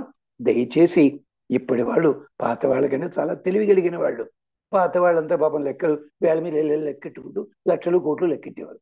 ఇప్పటి వాళ్ళు చూపుడు వేలు చివర ల్యాప్టాప్, సెల్ ఫోను, ప్రపంచమంతా ఉంటుంది పాపం. అది విశేషం. చివరికి జోక్ ఏమిటో తెలిసిన, ఓల్డ్ సిటీలో ఒక మర్డర్ అయింది. ఏమిటంటే జడ్జి గారు ఆశ్చర్యపోయారు. వాడెవడో వైఫై ఇచ్చిన కొత్తలో జరిగింది ఇది. ఐఎమ్ యూజింగ్ యువర్ వైఫై అని చెప్పాలి. వీడు స్పెల్లింగ్ తేడా వచ్చింది, భార్యను మర్డర్ చేశాడు వాడు. దాస్తాడు. అది జరిగిన పని. ఇది ఒక 8 ఏళ్ల కింద సిటీలో జరిగింది. అయ్యా, మన తెలివితేటలు దయచేసి అల్లా వినియోగించవద్దు, సక్రమంగా వినియోగిద్దాం. అంచేత మీరు అడిగినట్టుగా కృష్ణుడు శాంతిని ఎందుకు బోధించలేదు, అర్జునుడిని ఎందుకు ప్రేరేపణ చేశాడు అన్నదానికి మళ్ళీ సాధికారికంగా ఇంకో విశేషాన్ని కూడా ముందు మరో క్వశ్చన్లో కలిపి చెప్పుకుందాం. స్వస్తి. అంటే ఇది భగవద్గీత ఆ, సంప్రదాయ గ్రంథము, ఆ, పైగా ఆ, ధర్మస్థాపన కోసం అనివార్యమైన పరిస్థితుల్లో కృష్ణుడు అవునండి, ధర్మస్థాపన కోసం చేయాల్సి అవును, వచ్చినటువంటి తరుణం. అవునండి, అవునండి, అవును, అంతే అండి. అయితే రైట్. మీరు అన్నట్టుగా ఆ, ఈ సంప్రదాయమైన ఈ ఆ, గ్రంథము, ధర్మస్థాపన ఉమ్, కోసం చేపట్టినటువంటి ఈ గ్రంథము ఆధునిక ఈ ఉమ్, డిజిటల్ కాలంలో ఏ ఉమ్, విషయాలకు ఎటువంటి మనకున్న కన్ఫ్యూజన్స్ తీయటానికి కానీ ఏ విధంగా మనకి ఉపయోగపడుతుంది? ప్రధానంగా అవునండి. ఈనాటి ఉమ్, యువతను కానీ ఈనాటి కాలమాన పరిస్థితులకి ఈ గ్రంథం ఉమ్, ఏ రకంగా ఉమ్. మనకు ఉపయోగపడుతుంది, ఏ రకంగా మనకు మార్గదర్శకం అవుతుంది అనే విషయాలు ఆ, కొంచెం వివరిస్తారా? ఓకే, తప్పకుండా అండి. ఇప్పుడు అయ్యా, కనిపిస్తుందండి. కనిపిస్తుందండి. ఆ, ఇది వేదాంత పరంగా మనం అంతా ఏం చేస్తున్నామంటే, ఒక్క నిమిషం అండి, కేవలం వేదాంత పరంగానే చూసి దీన్ని ఏమనుకుంటున్నాం అంటే ఇది వేదాంత గ్రంథము అని అనుకుంటున్నాం. కానీ ప్రారంభం నుంచి కూడా ఆధునికులకి మహముచ్చటగా చీవాట్లు పెట్టే శ్లోకాలు కొన్ని ఉన్నాయి. ఏమిటో తెలుసిన మొట్టమొదటి శ్లోకం ఏమిటండి? సంజయ్ వాచ అని చెప్పి, ధర్మక్షేత్రం. ధర్మక్షేత్రే కురుక్షేత్రే సమవేత యుత్సవ మామకాహ పాండవాశ్చైవ కిమకుర్వత సంజయ. దీని మీద అందరూ కూడా గొప్పగా చెప్పేది పక్కెళ్ళిపోతుంటారు పాపం. కానీ దాంట్లో చమత్కారం ఉందండి. ఒక్క నిమిషం స్వామి.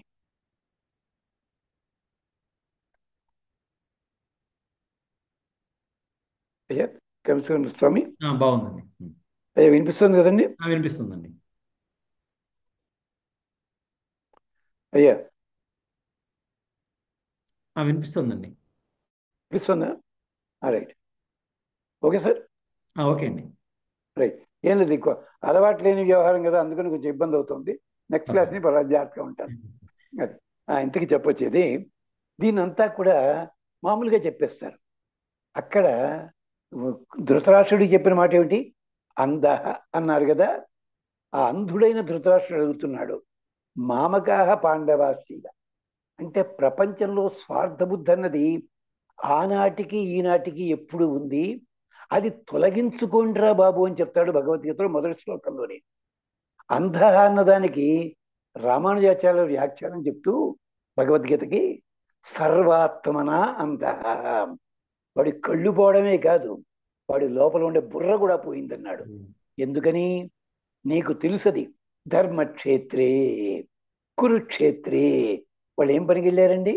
సమవేత యుయుత్సవ, యుద్ధం కోసం కూడారు వాళ్ళు. నువ్వే అంటున్నావు కదా, అక్కడ ఏమన్నావు మాట? మామక, నా వాళ్ళు, మా వాళ్ళు. అంటే పాండవులు ఈ వాళ్ళు కదా, పాండవాశ్చైవ. అక్కడే ఉంది ప్రశ్న, చూడండి. అంటే ఒరే నాయనా, వేదంలో ఉన్న వాక్యం అంతా, ప్రపంచం అంతా ఒకటేది, ఇది అండంతో సరిపోదురా, నీ జీవితంలో అలవాటు చేసుకోవాలి. అక్కడ చెప్తాడు. ఆ సందేశం ఎందుకు పట్టుకోవట్లేదు మనం? మామక పాండవ చ, అది బాబు చకారం కూడా వేశాడు. దీని బాబు సంస్కృత పండితులు తూహీ చాస్మవి అన్నవి ఏదో ఫిల్ ఇన్ ది బ్లాంక్ అన్నట్టుగా ఆ మధ్యలో అక్షరం పోతే చెప్తుంటారంటారు. అవును. లేదండి, అందుకోసం కాదు, చాలా లోతైన అర్థం ఉంది. పాండవాశ్చేవ కిమకుర్వత అంటాడేమిటండి? యుద్ధరంగానికి వెళ్ళిన వాడు యుద్ధం చేయకుండా భోజనం చేసి వస్తాడా? ఏమైనా అర్థం ఉందన్నమాట. అంటే ఏమిటి? మన వాడికి పుత్ర వ్యామోహం అన్నది ఎంత భయంకరంగా ఉందో ఇక్కడ తెలుస్తుంది. మీకు అది చాలా అనుకుంటారా? సరే, ప్రాక్టికల్ ఎగ్జాంపుల్ చెప్తా. ఇది చెప్పండి. ఒకప్పుడు ముళ్ళపూడి వెంకటరమణ గారు వేసిన జోకు. పిల్లలు ఆడుకుంటున్నారు బయట. ఓ పిల్లాడు రాయి విసిరాడు. ఆ ఇంటి ఆవిడ వచ్చి ఆవిడతో చెప్పింది, ఏమా మీ పిల్లాడిని జాగ్రత్తగా పెట్టుకోండి, రాయి విసిరాడు. ఏమా ఏమైనా విరిగిందా అండి? అదే గ్లాస్ మీద పడింది అన్నట్ట. విరిగిందా? విరగలేదు. అయితే అది వేసింది మా వాడు కాదందిట. మా వాడు రాయి వేస్తే గురి తప్పదు, అది పగిలి తీరుతుంది, మా వాడు కాదందిట. ప్రేమలు వీళ్ళకి 60లోనే అలాంటి ప్రేమ అయితే ఇప్పుడు ఎలా ఉన్నాయి? ఇది చూసి ఎవరైనా తల్లి తండ్రి పిల్లల మీద దృష్టి పెడుతున్నారా? ఇది మొదటి సందేశం. రెండో సందేశం ఏంటో తెలుసా అండి? టీమ్ స్పిరిట్ నేర్పుతున్నాడు కృష్ణ పరమాత్మ. ఎలాగా? కృష్ణ పరమాత్మని రసార్థిగా కూర్చోబెట్టుకున్నాడు. దాని వెనకాల ఒక గౌరవం ఉంది, అది మనం పట్టించుకోం. అయ్యా, ఈ చెప్తున్నవన్నీ కూడా స్వాములు ఎవరూ చెప్పలేదండి, ఏ గ్రంథాల్లో చెప్పటం లేదు. దాని వెనకాల తమాషా ఉంది. కృష్ణుడు ఎంతటి వాడండి, మీరంతా భగవంతుడు అని దండాలు ఎట్టుకుంటారు కదా. ఎక్కడ కూర్చున్నాడండి? పాదాల దగ్గర కూర్చున్నాడు. మన భగవద్గీత ఫోటోలో ఎలా ఉంటుంది? ఇద్దరు ఒకే ప్లేన్ ఉంటుందంటే రథం మీద రధికుడు పైకి ఎత్తుగా ఉంటాడు, 3 స్టెప్పులు కింద కృష్ణుడు ఉంటాడు రథసారథి. మనం ఏం చేస్తాం? భక్తి ఎక్కువ, అందుకని చెప్పి ఇద్దరిని ఒక ప్లాట్ఫామ్. అప్పుడు మొదటి బాణం ఎవరు తగలాలి? కృష్ణుడు తగులుతుంది. అర్థం లేదు. నార్త్ ఇండియాలో శిల్పాలన్నీ కూడా అర్జునుడు పైకిను కృష్ణుడు కిందకే ఉంటారు.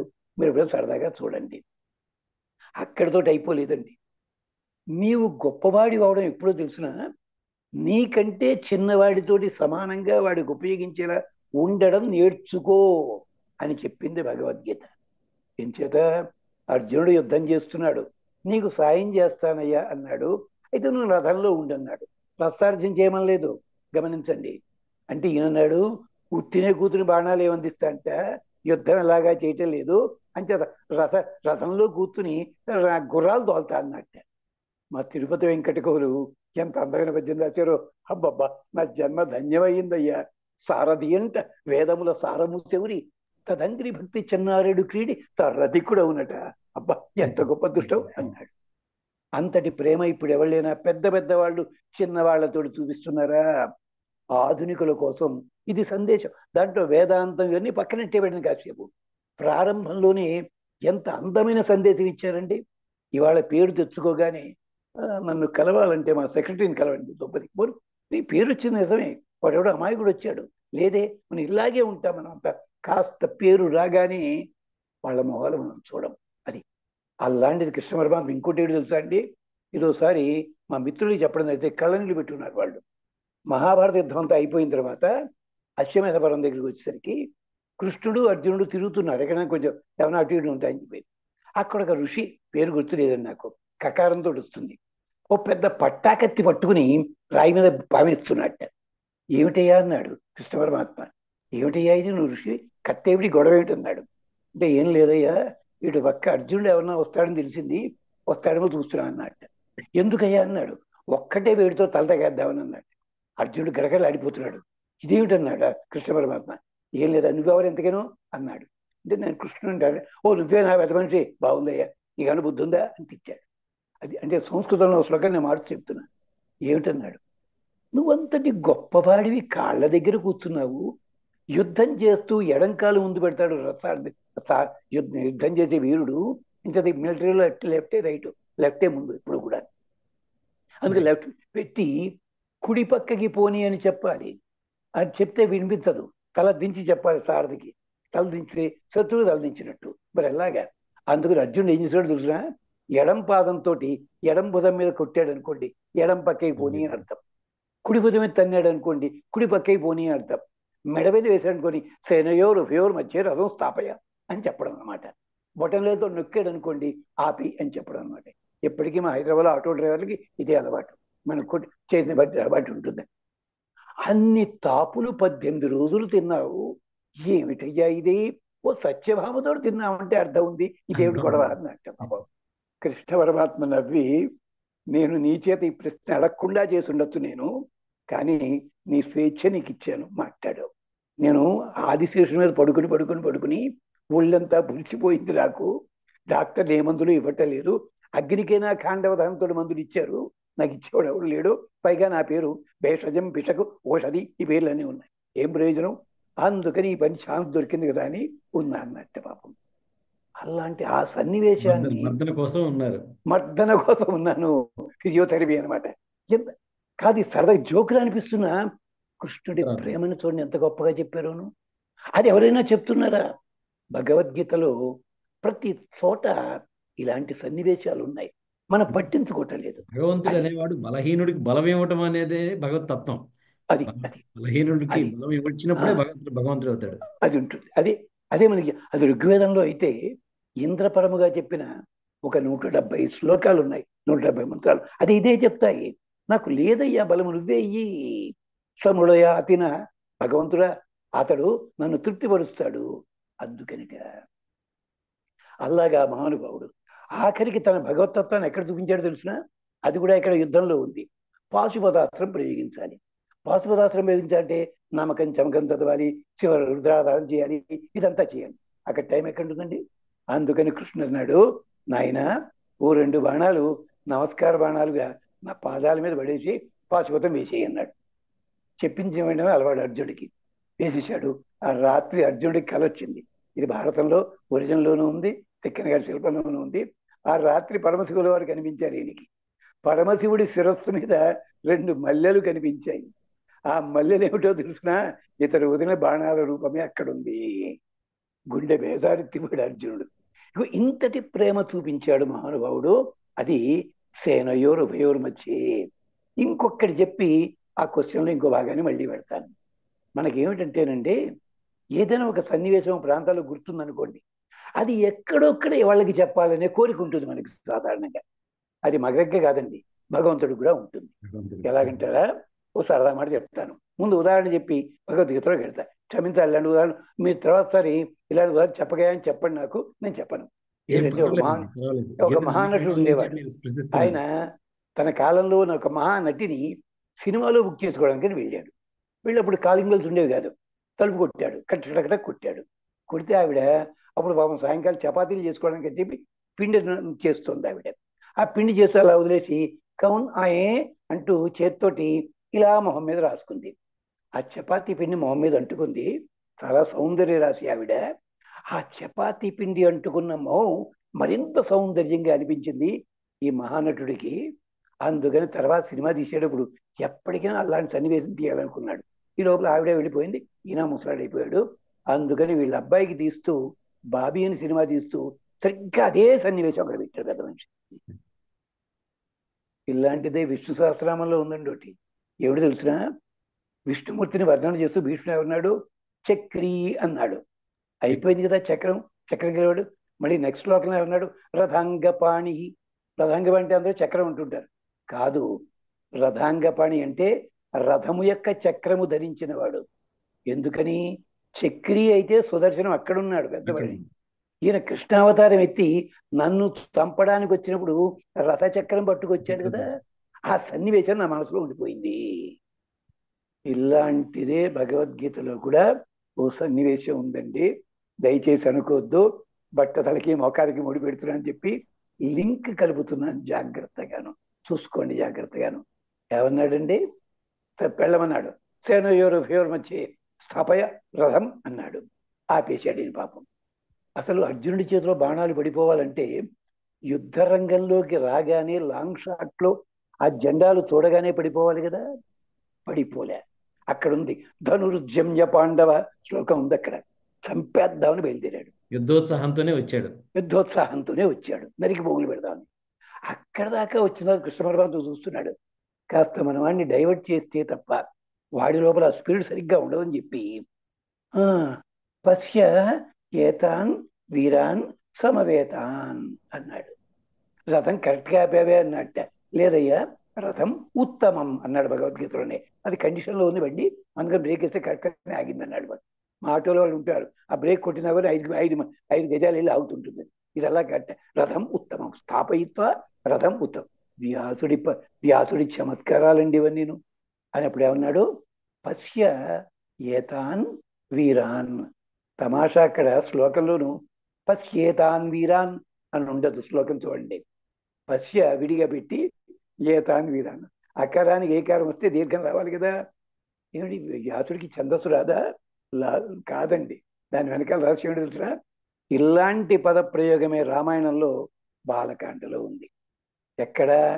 రాముడికి చెప్పాడు విశ్వామిత్రుడు, వత్స రామ ధను పశ్య ఇది చాబ్రవీత్. నాయన రామ, ధనుసు చూడు అని ఇది చాబ్రవీత్. దీన్ని మహానుభావులు రామాయణం రాస్తూ వాల్మీకి టైంకి వ్యాకరణం లేదండి, అందుకే వ్యాకరణం తప్పుతున్నాడు ఆయన, అందుకోసం అది చెప్పలేదు. మహానుభావుడు నమస్కారం, ఆయనకి వెళ్ళారు అనుకో పెద్దలు. అంచేత అది కాదు అక్కడ అర్థం. అక్కడ చెప్పదలుచుకున్న ఏంటి? పశ్య ఇమాన్ అన్నాడు. పశ్య వత్స రామ ధను పశ్య ఇది చాబ్రవీత్ అంటే అర్థం ఏమిటి? ధనుస్సుకి గుణసంధి లేదు. గుణం అంటే అర్థం ఏంటి? నారి.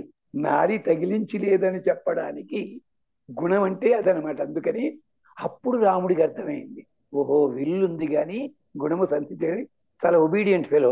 అందుకని అలా చూసి వచ్చేసి, గురుగారు మీరు అనుమతిస్తే నేను నాకు పూర్తి కదా అన్నాక ఆ పశ్య శబ్దం గుర్తు పెట్టుకున్నాడు రాముడు. ఎప్పటికైనా ఈ పదప్రయోగం చేయాలి. కుదరలేదు ఎక్కడను. కృష్ణావతారం ఎత్తి ఇక్కడికి వచ్చేసరికి అందుకని పశ్య ఏతాన్ వీరాన్ సమవేతాన్ అది ఇక్కడ ప్రయోగించాడు. దాంతో ఏం జరిగిందో తెలుసా, అంతవరకు అర్జునుడు యుద్ధాని కోసం వచ్చి అలా ఉన్నవాడికి చూడు అనగానే కృష్ణ పరమాత్మ ధరించే కిరీటంలో, యుద్ధంలో కిరీటం ధరించడు, తలపాగా ధరిస్తాడు. కిరీటానికి తలపాగాకి ఒకటి ఉంటుంది, నెమలి పింఛం. నెమలి పింఛం సృష్టికి సంకేతం. అందుకని మెజీషియన్స్ నెమలి పింఛం క్లోజ్ యువర్ ఐజ్, తెరవండి అంటారే, అలాగే కృష్ణ పరమాత్మ ఎప్పుడైతే పశ్య ఏతాన్ వీరాన్ అన్నాడో అంతవరకు వాళ్ళందరి మీద శత్రుభావం ఉంది అర్జునుడికి. ఎప్పుడైతే పశ్య అన్నాడో సినేరియో మారిపోయి తండ్రి కాని తండ్రి భీష్మాచార్యుల వారికి కనిపించారు. చదువుని నమ్ముకున్నవాడు చదువుని అమ్ముకోవడానికి వచ్చాడు ద్రోణాచార్యుల వారు. అయ్యయ్యో అనిపించింది. వెర్రివేధవత్తం అన్నయ్య మీద కోపం కొద్ది గొడవ పెట్టాడు దుర్యోధనుడు. అమాయకుడు అనుకున్నాడు. దుశ్శాసనుడు మరిది, మరిది కూడా పాపం వదిలిగారితో జోకులు ఆడచ్చు కదా. అలా ఇలాగే కనిపించింది అర్జునుడికి. అప్పుడు విల్లు కింద పారేశాడు. ఇది మరి స్వామీజీలు ఎవరైనా ఈ అనలిటికల్ డ్రామాటిక్ ఎలిమెంట్ చూపించారండి? ఇలాంటివి కొన్ని వందలు ఉన్నాయి భగవద్గీతలోను. అంటే ఎందుకు చెప్తున్నామంటే ఇది అర్జునుడు చేసింది రైటు, కృష్ణుడు చేసింది రైటు, ఇది సందర్భం లేదు అని కాదండి అక్కడ. అంటే మనలో ఆధునికులకి మనస్సులో ఉండే కొన్ని భావాలని తుడిచేసి జాగ్రత్తగా అట్టే పెట్టడానికి దానికి పెద్దలు ఎంచుకున్న మార్గం ఇది. అదే అంటాడు ఉపనిషత్తులో, ఏ తత్ర బ్రాహ్మణ సమ్మర్శిన, నాయన నీకు ధర్మ విచికిత్సావా స్యాత్, కర్మ విచికిత్సావా స్యాత్, దీని మీద డౌట్ వచ్చినట్టయితే నీ సొంత తెలివితేటలు ఉపయోగించకు. ఏ తత్ర బ్రాహ్మణ సమ్మర్శిన, బ్రాహ్మణుడు అంటే ధన్యవాడు కాదు ఇక్కడ. బ్రహ్మ శబ్దం అణతి అంటే పరమాత్మతత్వం గురించి తెలుసుకున్నట్టే వాళ్ళని వెళ్ళి అడుగు, వాళ్ళు వివరిస్తారా నాయన నీకు. ఇదే చెప్పడానికే స్కాంద పురాణంలో, పద్మ పురాణంలో భగవద్గీత వైభవాన్ని ఒకతోట నారదుడు అడిగాడు, ఒకతోట పార్వతీ అమ్మవారు అడిగింది, ఒకతోట పుష్కరుడు అంటే వరుణదేవుని కుమారుడు అడిగాడు. ఇలాంటివన్నీ ఉన్నాయి. పెద్దలందరికీ ఒక్కసారి నమస్కరిస్తాను. ఎవరికి? పీఠాధిపతులు, స్వాముల వంటి వారికి. వారు భగవద్గీత నోటికి వస్తున్న వాళ్ళకి అధ్యాయాల నెంబర్లు ఓ సరదా జోకి చెప్తే మీరు ఎంజాయ్ చేస్తారు. ఒకప్పుడు భగవద్గీత అధ్యాయాల నెంబర్లు, శ్లోకాల పేర్లు చెప్పేవారు కాదు ఉపన్యాసాల్లో. ఎప్పుడు 65 దాకా విజయవాడలో సభలు జరుగుతుండేది. భగవద్గీత అక్కడ చెప్పుకెళ్ళేవారు. ఈ నెంబర్లు శ్లోకాలు ఎక్కడి నుంచి వచ్చాయో తెలుసా అండి? 60 ప్రాంతాల్లో మా ఊళ్ళల్లో ప్రచారం చేయడానికి వచ్చి మత్తయి సువార్త ఫలానా అధ్యాయము మూడో పంక్తి ఇలా వచ్చేది. దాన్ని పట్టుకున్నారు మన వాళ్ళు 64 నుంచి. అది సంగతి. అంటే తమాషాలు కొన్ని ఇలాంటివి చాలా మీ తరం వాళ్ళకి తెలియదు, మేము చూసాము. ఇది అంటే వాళ్ళ ఇన్ఫ్లుయెన్స్ ఇప్పటికీ కూడా పాత తరం వాళ్ళు ఉంటారు, ఆ ఇన్ఫ్లుయెన్స్ అంతే అది ఉంటుంది అనమాట. అలాగే అందుకని అంటున్నాం. అంచేత ఎంచేత పాతకాలం వాళ్ళు చేతులు నాకి తింటుంటే అసహించుకుంటారు కదా మనం అంతాను. మరి మా కోటి సెంటర్లో, దాబా సెంటర్ దగ్గర మారుతి 1000 వాటిల్లో దిగి అంత పెద్ద నాకు అంటే అది ఏమిటి, ఎప్పుడు కూడా ఇతర అంటే మనకు చాలా ఇష్టం. భగవద్గీతని దయచేసి ఆ పద్ధతిలో చూడకండి. దాంట్లో ప్రతి శ్లోకానికి ఓ విశేషం ఉంది. ఇంతకీ మీరు అడిగింది ఏమిటి? ఇది సంస్కృతికి చిహ్నము అని చెప్పుకున్నాం కదా. దేనికంటే ఈ కారణం చేత అక్కడ శాంతిని బోధించడానికి వచ్చాడు. శాంతిని బోధించడం కంటే కూడా సమాజానికి ద్రోహం చేసేవాడు ఉంటే వాణ్ణి వధించి తీరాలి. ఇంకొక ఉదాహరణతో ప్రస్తుతం ఆ ప్రశ్నకి సమాధానం అవుతారు. తీహార్ జైల్లో ఉరి తీసే అతను ఒక అతను ఉన్నాడు. అతని మీద ఇంటర్వ్యూ ఇచ్చారు ఒకసారి ఈనాడు ఆదివారం అనుబంధంలో. అతను చెప్తూ కళ్ళ నీళ్లు పెట్టుకున్నాడు ప్రెస్ రిపోర్టర్ తోటి. అయ్యా నేను కసాయి వాణ్ణి, నా మీద ప్రేమ పడదు, మా ఆవిడ కూడా చిచి మన ప్రాణం తీసుకుంటారు మార్గం అని తిడుతుంటుంది. కానీ నేను చేసే వృత్తి ఏమిటో తెలుసా అండి? నేను ఎవరిని పడితే వాడు తీయనండి. నిజమే, జడ్జి గారు పంపించారు, చెయ్యాలి. అక్కడ ఆ ముందు రోజు ఏం జరుగుతుందో తెలుసా అండి? నాకు తినడానికి కూడా చాలా ఇంకా ఎక్కువైపోయినా సరే అన్ని కిలోల మాంసం పట్టుకొచ్చి నాకు పెడతారు. అంతేకాదు తాగిన తర్వాత ఒక 2 ఎన్నో పుచ్చుకుంటే వచ్చేస్తుంది. కాదు, మొత్తము అసలు నేను మనిషినేగా ఉంటాను తప్ప నిద్రపోను, కళ్ళులా తెరిచే ఉంటాయి. అలాంటి పద్ధతిలో నాకు తాగిస్తారండి 24 గంటల ముందు. కానీ నేను నడుస్తుంటాను, చేతులు పని చేస్తూనే ఉంటాయి. అప్పుడు మర్నాడు ఉరి తీసే సమయాన్ని తీసుకెళ్ళి సర్వరక్షణతోటి నాకు 4 మాటలు చెప్తారండి. ఆ మాటలు వాడికి చెప్తా. ఎవడైతే ఉరి తీయబడబోతున్నాడో వాడికి, బాబు నీకు నాకు శత్రుత్వం లేదు, నేను నిన్ను అన్యాయంగా చేయటం లేదు, నువ్వు పోయిన తర్వాత మళ్ళీ ఏ పిశాచమో వచ్చి నన్ను కొట్టవద్దు అంటూ వాడి కాళ్ళు పట్టుకుని కౌగిలించుకుని ఉరి తీస్తానన్నాడు. ఈ సన్నివేశం ఈనాడైనా చూసామండి, విన్నామా ఎప్పుడైనాను?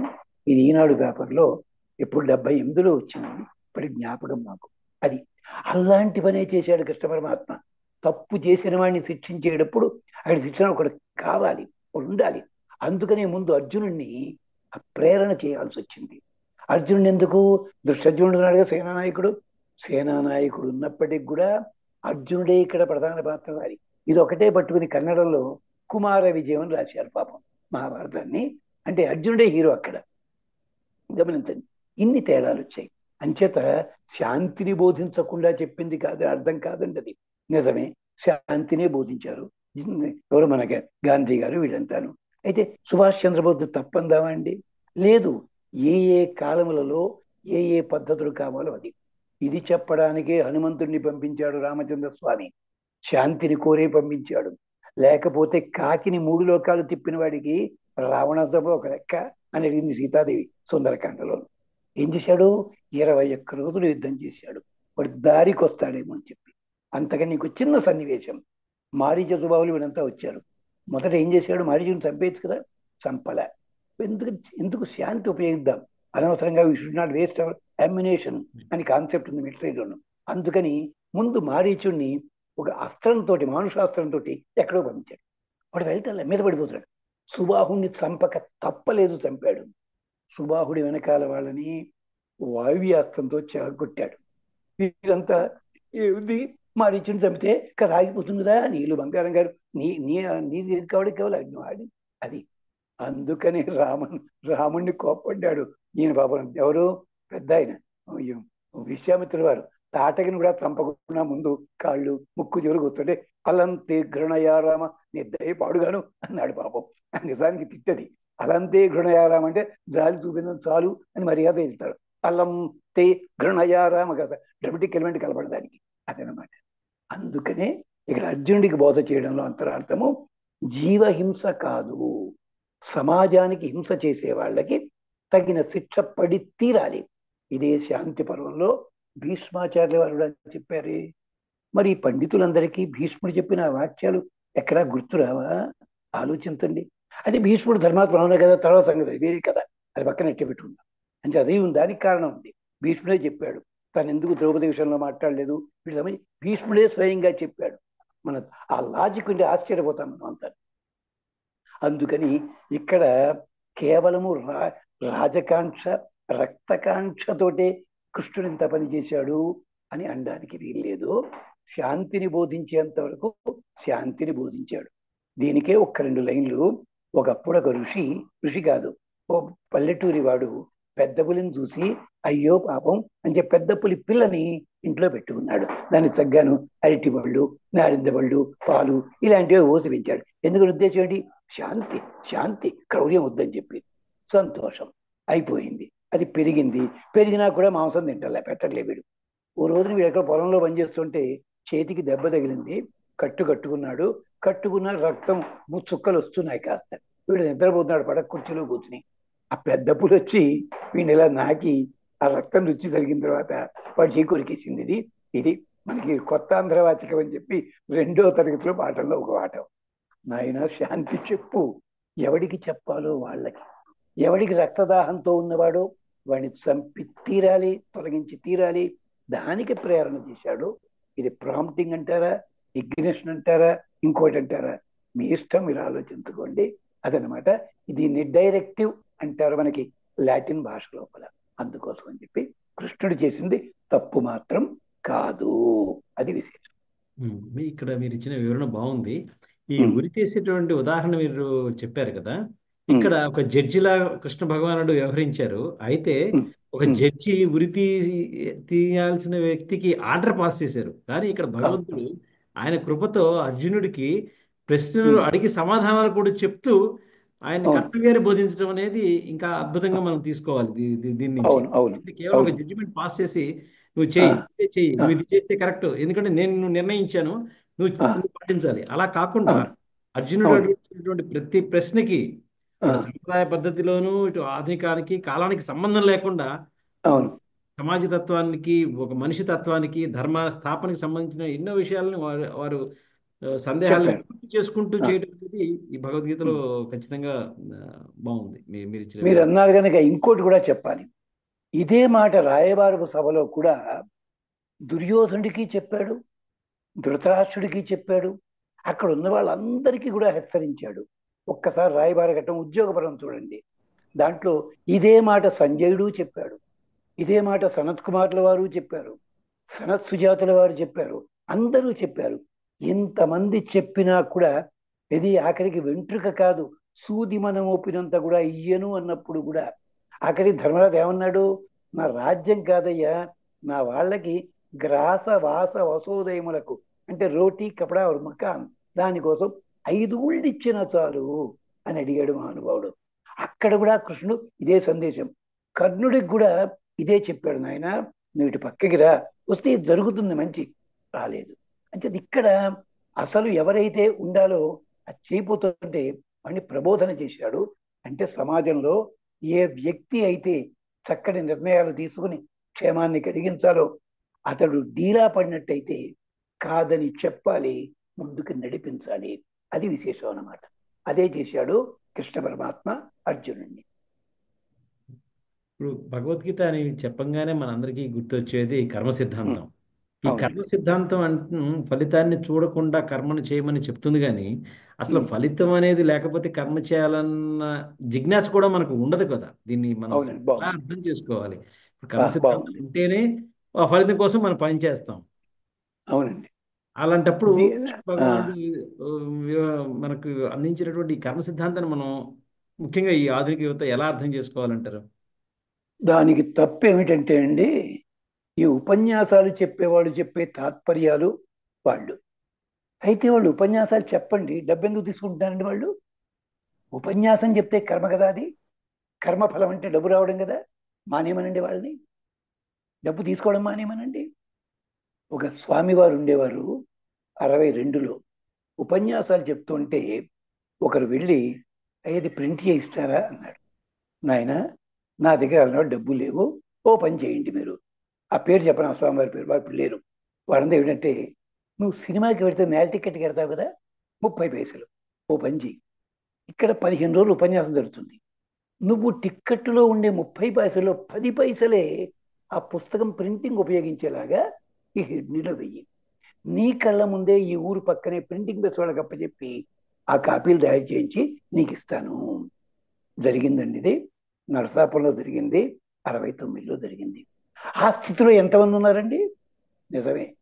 కర్మణ్యేవ అధికారహాతే అండంలో మన ఉద్దేశ్యం పాప అందరూ కర్మ చేయడం వరకే నియమంతు, ఫలితాన్ని ఆశించకు, ఫలితం మీద అధికారం పెట్టుకోకు. ఈ శ్లోకంలో ఉన్నమాట కరెక్టే. శ్లోకం చదివి అర్థం చెప్పేటప్పుడు ఆ పదాలు ఎందుకు వాడాడో చూసుకోవాలి. కర్మణి ఏవ కారం, ఏవ అంటే స్ట్రెస్ ఇవ్వడానికి కాదండి. ఇది ఉపనిషత్తులో ఈశావాస్యం వాటిల్లో కూడా ఇదే ఉంది. కుర్వన్నేవేహ కర్మాణి చిజీవిషేత్ శతగుం సమాహ. ఇది ఉపనిషత్తు వాక్యం. కర్మ కుర్వన్ కుర్వన్ ఏవ కర్మాణి ఇహ జీవేత్ శతగుం సమాహ. చాలా వివరం చాలా గొప్పగా ఉంటుంది, సమయం చాలదు. అంటే కర్మ చేస్తూ వెళ్ళు. కర్మ చేస్తూ వెళ్ళంటే అర్థం ఏమిటి? ఫలితాన్ని ఆశించొద్దని చెప్పలేదు. కర్మ చేసుకుంటూ వెళ్ళు, నీకు ఏ విధి ఉందో ఆ విధి చేస్తూ వెళ్ళు. కుర్వన్ ఏవ ఇహ కర్మాణి అని పక్కనే ఇంకో వాక్యం ఉంది ఉపనిషత్తు. అంతే తప్ప నేను సన్యాసిని, కర్మలు చేయడానికే లేదు, ప్రాణం పోగొట్టుకుంటాను అనడానికి వీల్లేదురా బాబు. కుర్వన్నేవ జిజీవిషేత్, బతికి ఉండు, నువ్వు చేపడదాకా కూడా బతికి చేస్తూనే ఉండు. కర్మణ్యేవ, అది కర్మణ్యేవ అధికార అంటే ఉద్దేశం, కర్మ చెయ్యడానికే నీకు ఈ శరీరం ఇచ్చాను రా. అధికార తే, అధికారం అంటే అర్థం ఏమిటి? ఆశ్రయించి ఉండి చేసేదాన్ని అధికారము. మనం ఏం చేస్తున్నాం? అధి శబ్దానికి అర్థం చూసుకోవటంలే, అధికారం పదం చెప్పేసుకుంటున్నాం. వీటన్నిటికీ ఋగ్వేదంలో చాలా లోతుగా అర్థాలు చెప్పారు. అది ఎలాగో తెలుసా? కాలవల్లో బోట్ నడిపేవాళ్ళు ఉండేవారు. ఎవళ్ళు?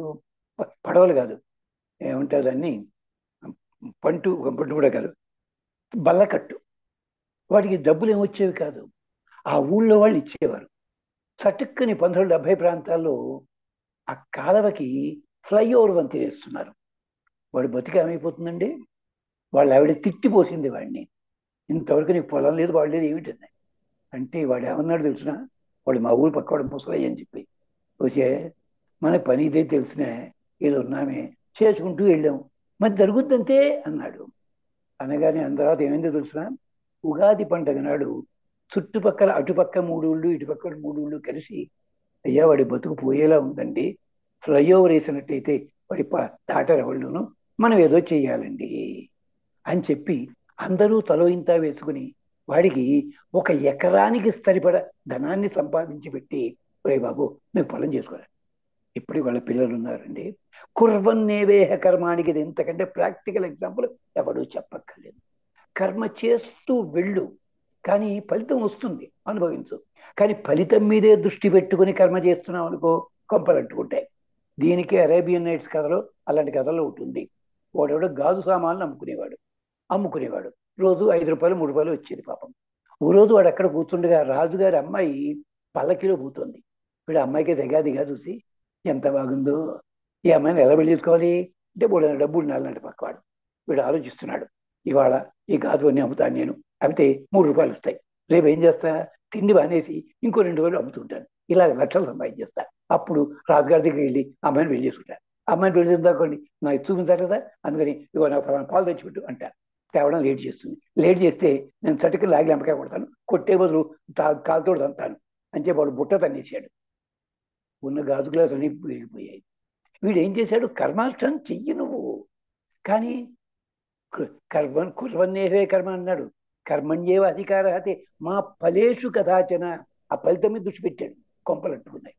దీన్నే మా తాతగారు గోపాలాచార్య స్వామి వారు, జయ స్వామి గారి తండ్రి గారు తమాషా అవుతా అని చెప్పేవారు. ఇంట్లో బామ్మగారు బాగా ఉంటారట, వీడు మార్కెట్కి వెళ్తాట, కూరలు పట్టుకొచ్చి ఇస్తాట, అంతే. కుర్వన్నేవే కర్మాణి కర్మణ్యేవ అధికార, అంతే. కర్మ చేశావు, ఆ కూరలు ఎలా వండి పెట్టాలి, ఎలా చేయాలి ఆవిడ చూసుకుంటుంది, నీకు ఫలితం వస్తుంది. ఇది ఎందుకు ఆలోచించారు అబ్బాయి నువ్వు? ఇది ఆయన ఉపన్యాసాల్లో చెప్పారు, మేము చిన్నపిల్లలు కూడా. ఎంత అందమైన మాట అండి. అంటే కర్మానుష్ఠానం చెయ్యి, let B let the focus be the same, locus may be different, but don't think of the output. నువ్వు అవుట్పుట్ మీదే దృష్టి పెట్టి ఇదంతా తగలేస్తే ఎలాగా? ప్రమాదం.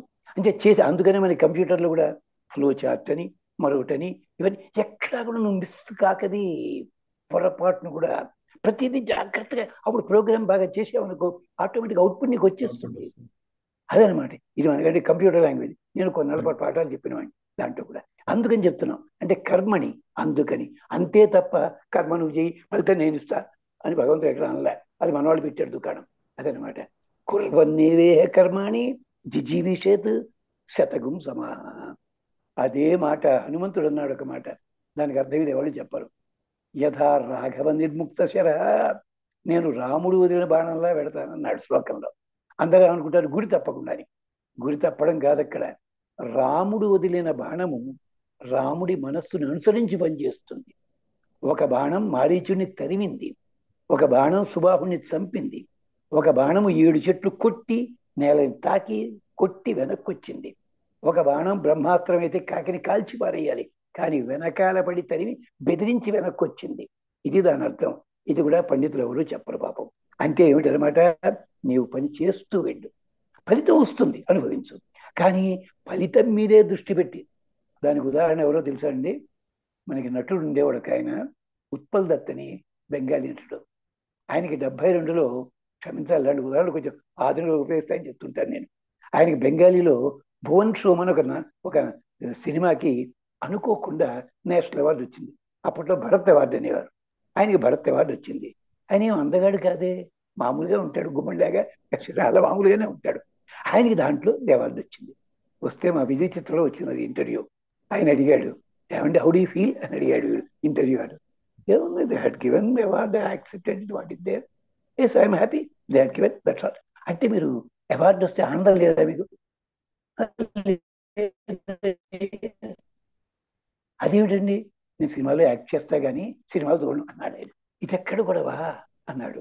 ఏం లేదు, సినిమా చూస్తే ఆ వేషం ఇలా చేశాం కదా, మళ్ళీ ఇలా చేద్దాం అనుకుంటుంటా, అది నాకు ఇష్టం లేదు. అంచేత వాడు సినిమా ఇచ్చాడు అనుకోండి, ఆ సినిమా ఇచ్చాడు వేషం వేస్తానండి. ఒకసారి వేసినట్టు మళ్ళీ వేయి ఇంకోటి, వాడు ఇస్తే సరే వాడి ఇష్టం.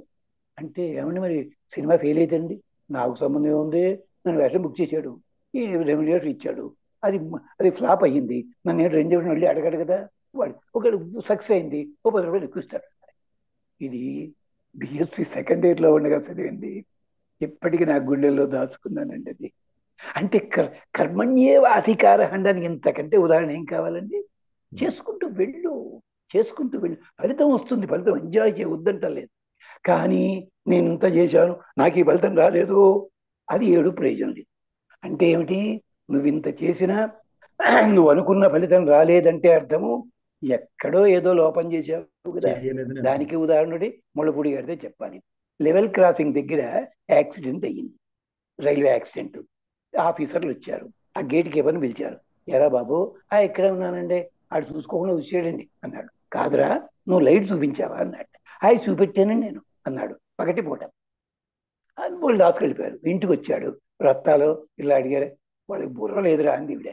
వెళ్ళాం, ఏమిటన్నాడు, లైట్ చూపించావా లేదా అన్నాడే గాని ఎర్ర లైట్ చూపించావా ఆకుపచ్చ లైట్ చూపించావా అని అడగలేదు, అది వెలుగుతోందా వెలగలేదా అని అడగలేదు వాడు. ఇది పరిస్థితి. అంటే కర్మ చేసేటప్పుడు కర్మయందు ఇవన్నీ కూడా జ్యోతి భాస్పతి అలాంటి వాటిలో వస్తుంటాయి.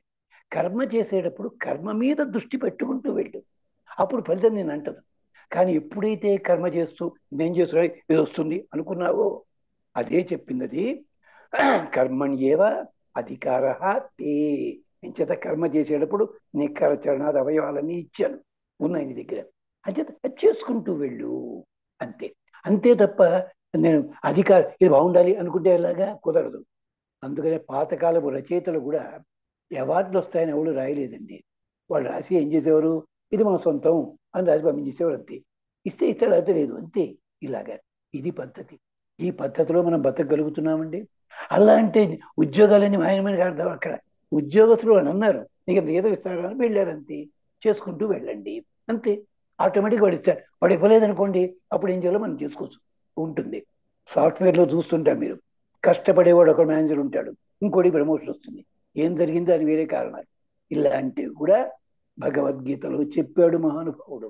అంచేత కర్మయేవ అధికారం అంటే అర్థం ఏమిటి, కర్మ చేసేటప్పుడు కర్మయందే. ఇంకొక్కటే ఉదాహరణ చెప్పేసి ఆపుతాను. భోజనం చేస్తున్నారండి, నాకు భోజనం కాగానే తృప్తిగా ఉంటుంది, నేను వెళ్ళి ఒక గంట సేపు నిద్రపోయి ఈ పనులన్నీ చేసుకొస్తాను. ఇంకా భోజనం దగ్గరే కూర్చున్నాను, ఎక్కడికో వెళ్ళావు. ఆ తినే తిండి టైం లోపల ఏది నవలాలో అది నవిలి తిను, ఏది తాగాలో అది తాగి తిను, ఏది చేయాలో చెయ్యి. కడుపు నిండగానే ఇంకా ముద్ద ఎక్కువ వేస్తే సాయంకాలం దాకా తినక్కర్లేదు అని ఆలోచించకు. ఎంత తినాలో తినేటప్పుడు తిండి మీదే ధ్యాస పెట్టు. ఆటోమేటిక్గా ఎప్పుడైతే సరిపోతుందో అది జీర్ణం అవుతుంది ఆటోమేటిక్గాను. అప్పుడు ఆ ఫలితం వస్తుంది. ఈ ఫలితాన్ని కళ ముందు కనిపించట్లే, శక్తి అంటున్నావు నువ్వు. అలా కాకుండా తిందాం పోయిందే ఉంది అన్నావు అనుకో, కడుపు నొప్పి వస్తుంది. పాపం వ్యాసుల వారు రాశారు, శబ్ద సమవతు ఘోరం అన్నాడు. సౌండ్ వచ్చింది ఎక్కువ తిన్నందువల్ల అగస్త్యుల వారికి. కానీ మన వాడు నన్నయ్య భట్టారు దాన్ని మార్చి గర్రున తేల్చి అని రాశాడు ఆయన పాపం. అలా అంటే తినేటప్పుడు తినడం మీదే దృష్టి. ఏ పని చేస్తాడు అంటే పని చెయ్యడం మీదే దృష్టి పెట్టు. దీన్నే మనకి సాఫ్ట్వేర్ లో చెప్పుకుంటారు కదా, ప్రోగ్రామింగ్ అంటారు. అంటే దాని మీద దృష్టి పెట్టు. ప్రోగ్రామ్ అయిపోయింది, దాంట్లో డూస్ అండ్ డోంట్స్, చేంజెస్ ఆటోమేటిక్గా చూసుకో, అంటే you will get the result. అదనమాట సంగతి. దానికి ఒక్కటి ఇంకొక ఎగ్జాంపుల్, మా కుర్రాడు బీటెక్ చేస్తూ కంప్యూటర్స్ చేస్తూ, బాబాయ్ గారండి తాడి చెట్టు ఎక్కడానికి మిషన్ తయారు చేశానండి, ఎలక్ట్రానిక్ మిషన్, అది ఎక్కుతుంది కానీ జారిపోతుందండి, ఎలా ఆపాలండి? వాడికి చెప్పారు, తాడి చెట్టు ఎక్కేమని చూడరా బాబు, నడువుకు బెల్ట్ పెట్టుకుంటాడు, కాళ్ళకు కూడా బెల్ట్ పెట్టుకుంటాడు రా. నడువుకు పెట్టుకునే బెల్ట్ పెద్దది, కాళ్ళు మరి ఎండు పెట్టేవారు. లేదండి నడువుకు పెట్టానండి. అరే అన్నాడు. అన్నవాడు వెంటనే గంట పోయి వచ్చేసానంటున్నాడు. ఏమిటి, ఇంజక్షన్ సిరంజ్ తీసుకుని దాంట్లో వాటర్ తీసుకుని పాదాల దగ్గర పెట్టాడు. వాడి నేషనల్ అవార్డు వచ్చింది. అంటే ఏమైంది, వాడు శ్రద్ధగానే చేశాడు కర్మ, కానీ ఎక్కడో పోయింది అది. అందుకని కుర్వన్నేవేహ కర్మాణి అన్నప్పుడు కర్మ జాగ్రత్తగా చెయ్యి. నువ్వు వంట చేస్తున్నావా, తిండి తింటున్నావా, మరో పని చేస్తున్నావా, అంతే. కానీ అంతేతో ఫలితం ఇది ఎక్కడో పెట్టు ఆలోచిస్తున్నట్టయితే ఇది ప్రమాదము. అందుకని కుర్వన్నేవేహ కర్మాణి జిజీవిషేత్ శతగుం సమాహ, ఇది అర్థం. అంచేత ఫలితం గురించి దీనికే మన వాళ్ళు స్వామీజీలు నిష్కామ కర్మ, నిష్కామ కర్మ అంటే వేరే అర్థాలు ఉన్నాయండి, అంత తేలిగ్గా లేదు. మరి వాళ్ళు ఏం చేస్తున్నారు నిష్కామ కర్మ? వేదాంత దేశికులని విజయనగర సామ్రాజ్యంలో ఉండేవారు. ఆయన జోక్ చెప్పారు ఒక చోట, ఓ దాంట్లో సన్యాసుల మీద జోక్ ఏమిటంటే, సన్యాసుల కంటే సంసారంలో బెటర్ అయ్యా అన్నారు. ఇంచేత సంసారం ఉన్నవాడికి ఒకటే కుటుంబం ఉంటుంది, సన్యాసులకి పాపము శాటీతి కుటీతి, అంటే నాకు శాటి కావాలి, కుటీరం కావాలి, దాంట్లో పని ఉంటున్నారు, వీళ్ళందరి కోసం డబ్బులు కావాలి మహాప్రభు అంటే అత్తవాడు పాపం. అలాగా అది ఆయన ఎంత అందంగా, అంటే సన్యాసుల మీదే ఒక గ్రంథం రాశారు ఆయన. అదే అలా చూసుకోవాలి మనం. మరి అంతమంది ఎలా ఉన్నారండి? ఎస్, అలాంటి స్వామీజీలు కూడా ఒకళ్ళు ఇద్దరు ఉన్నారు ఇప్పటికీ. వాళ్ళ దగ్గరికి వెళ్ళి ₹1 ఇచ్చినా, ₹2 ఇచ్చినా వాళ్ళకి లెక్కలేదు, రెండు ఒకటే వాళ్ళకి. అదనమాట. అలాగా కుర్వన్నేవే కర్మణి అని ఉపనిషత్తు చెప్పిందే.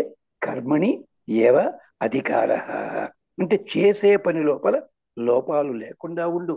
కీర్తి, ప్రతిఫలము, మరొకటి, ఇవన్నీ ఆటోమేటిక్ గా వస్తాయి. ఇవాళ రాకపోయినా రేపు వస్తాయి. ఇంచేత మళ్ళీ మా ఆర్కే నారాయణ ఉదాహరణే. అప్పుడు 78లో కాబోలు నోబెల్ ప్రైజ్ ఇస్తా ఉన్నారు ఆయనకి. ఫ్లాట్ గా ఎదిరించి నాకు అక్కర్లేదు బొమ్మన్నాడు ఆయన. ఎంచేతంటే నాకు ఇచ్చుంటే 62లో ఇచ్చుంటే ఆ డబ్బులతో ఇల్లు కట్టుకుని ఉండేవాడిని నేను. 62 నాటికి నా ఒక నవల 23 ఇంటర్నేషనల్ లాంగ్వేజ్ లో ట్రాన్స్లేట్ చేయింది, ద గైడ్ అన్నది. అది తెలుగులో, కన్నడంలో, తమిళంలో సినిమాలుగా వచ్చింది. అలాగే పుస్తకం భాషల్లో ట్రాన్స్లేట్ అయింది. ఆ రోజులు లేదు ఇప్పుడు. నేను ఎందుకంటే మొహమాటం లేకుండా వెనక్కి వెళ్ళాడు ఆయన పాపం. సో అండి, అది కర్మణ్యేవాధికారంలో ఆయన మాకు ఆదర్శమైన రచయిత. ఆయన చూడలేదు కానీ మేము ఫోటోలో చూసి దండం పెట్టుకున్నాం, ఎప్పటికీ ఇంట్లో ఫోటో ఉంది. అది విశేషం అనమాట.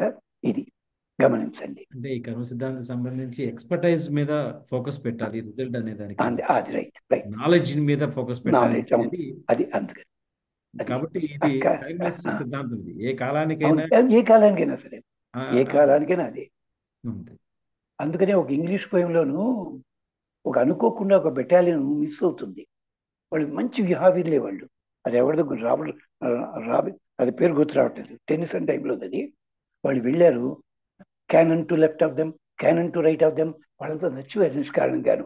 అంటే ఏమైంది, వాళ్ళు మహావీరులే వాళ్ళంతా, కానీ నడిపించేవాడు జాగ్రత్త పడలేదు, దాన్ని మొత్తం పోయినది. అంటే కర్మ చేసేటప్పుడు కూడా పద్ధతి చూసుకోవాలన్నమాట. అది చెప్పడానికి వాళ్ళు అప్పట్లో ఉండేది ఇంగ్లీష్ పద్యం పేరు మర్చిపోయాను, రాబర్ట్సన్ ఎవడో రాశాడు అది, బ్యాటిల్ ఆఫ్ బ్లెనమ్ అని. అలాంటి దీంట్లో అలాగా అది మనం చేయాల్సిన పని. ఎంత చిన్న పని అయినా సరే. దాన్నే మోక్షగుణ విశ్వేశ్వరయ్య గారు అన్నారు, 4 రోడ్లు ఊడ్చే మనిషి కూడా ఆ కూడలి నువ్వు తప్ప ఎవరూ ఊడవలేరురా అన్నంత బాగా ఊడు, అదే డ్యూటీ అన్నాడు ఆయన, మోక్షగుణ విశ్వేశ్వరయ్య గారు. ఇప్పటికీ వాళ్ళ ఆఫీసులో అది క్యాప్షన్ ఉంటుంది అక్కడ. అది దాన్ని అది వర్క్ ఈజ్ వర్షిప్ అంటాము, వర్క్ ఈజ్. అదే వర్క్ ఇస్ వర్షిప్ అని. కాబట్టి ధన్యవాదాలండి. అయ్యా, భగవద్గీతని సాంప్రదాయం అంటే ఏంటి, సాంప్రదాయ పద్ధతుల్లోంచి ఈనాటికి ఆ భగవద్గీత ఏ విధంగా మనం ఆచరణీయం, మార్గదర్శిగా మనకు భగవద్గీత ఉంటుందనేది, అదేవిధంగా భగవంతుడు శాంతి అనేది ఆయన యొక్క అంతిమ లక్ష్యం కాబట్టే యుద్ధం చేయాల్సి వచ్చింది అనేటటువంటి ఒక అద్భుతమైనటువంటి సూక్తిని మనకి మీరు విశదీకరించారు. ఆద్యంతం ఎన్నో రకాల ఎగ్జాంపుల్స్, ఎన్నో రకాల కాలాలకు సంబంధించి, ఎన్నో రకాలైనటువంటి ఫీల్డ్స్కి సంబంధించి, సినిమాలు, సాహిత్య రంగానికి సంబంధించి ఎన్నో విశేషాలు చేస్తూ భగవద్గీత యొక్క గొప్పతనాన్ని వివరించే ఈ చర్చలో మీరు ఎంతో అందించినందుకు అంతే కదండి. ఇంకొక మాట క్షమించాలి, తప్పకుండా. ఆధ్యాత్మిక విశేషాలను కూడా చాలా సులభంగా అందిస్తే మన వాళ్ళు నాటుకుంటాం. అనిత్యాని శరీరాన్ని అని ఉపన్యాసాలు చెప్తారు, పక్కనే అంతా నాకే రాని అంటారు వీళ్ళు. అది దురదృష్టం మనకి. దీంట్లో ఆధ్యాత్మిక తత్వం ఉంది, అది కూడా చాలా అందంగా చెప్పాడు ఆయన. అది కూడా మీ సందర్భాన్ని బట్టి మీకు జ్ఞాపకం చేసుకుంటే ఆధ్యాత్మిక తత్వము చెప్పొచ్చును. దాంట్లో కూడా ఇన్ని పూజలు చేయండి, ఇన్ని బోర్లా దండాలు పెట్టండి, ఇలా బోర్లా పడండి, ఇలాంటివి చెప్పలేదు వాళ్ళు. అవి కూడా అక్కర్లేదు, అక్కర్ లేకుండానే చేసే పద్ధతులు దాంట్లో చాలా విశేషాలు ఉన్నాయి. అలాంటివి పాటించే వాళ్ళు ఉన్నారు ఇప్పటికి కూడా. అది విశేషం అనమాట. అలాంటివి కూడా ఉంటాయి. అంటే సామాజిక ఆధునిక సమాజం కోసమే కాదు, ప్రాచీన ఆచారాలు పాటించే వాళ్ళకు కూడా చాలా సులభమైన పద్ధతిలో చెప్పారు వాటిని. అది అందుకని మన వాళ్ళకి యదా యదాహి యదా యోగక్షేమం వహామ్యం ఇలాంటి చిన్నప్పుడు పద్యాల్లో నేర్పేవారు పిల్లలకి. చెప్పేవారు. ఎందుకని ఆ పవిత్రత వాళ్ళ లోపల వస్తుందన్నమాట. మీకు తెలుసో తెలీదో, ఒకప్పుడు కృష్ణరాయ ఘట్టంలో సాత్యకి కత్తి దూస్తాడు. అది రఘువర్మ చిత్రం ఉంది. అందరి ఇళ్లలో అది 3/4 ఫీట్ వెడల్పున్న చిత్రపటాలు ఉండేవి. కత్తి దూస్తాడు సాత్యకి. ఎవడి మీద? దుర్యోధనుడు రాళ్ళు ఎట్టి కట్టడానికి వస్తారు కదా. ఆ శిల్పం ఎందుకు, ఆ బొమ్మ ఎందుకు అనుకునేవాళ్ళం మేము. తర్వాత అర్థమైంది, పరమాత్మకి సేవకుడుగా ఉంటూ రక్షకుడుగా ఉంటాడు. ఎలా అది భగవద్గీతకు మూల కారణం. అది అక్కడితోటి మొదలైంది. అది అది చెప్తారు అలా. అలాంటివి మన ఇళ్లలో ఉండేవి. అది గమనించండి. తప్పకుండా ఇలాంటి విశేషాలు మళ్ళీ మాట్లాడుకుందాం. అలాగే మంచి మైకులో చెప్పుకుందాం, చెడు చెవులోనే చెప్పండి. సంతోషం. నమస్కారం. స్వస్తి. ధన్యవాదాలు గురుగారు. ధన్యవాదాలు. నమస్కారం.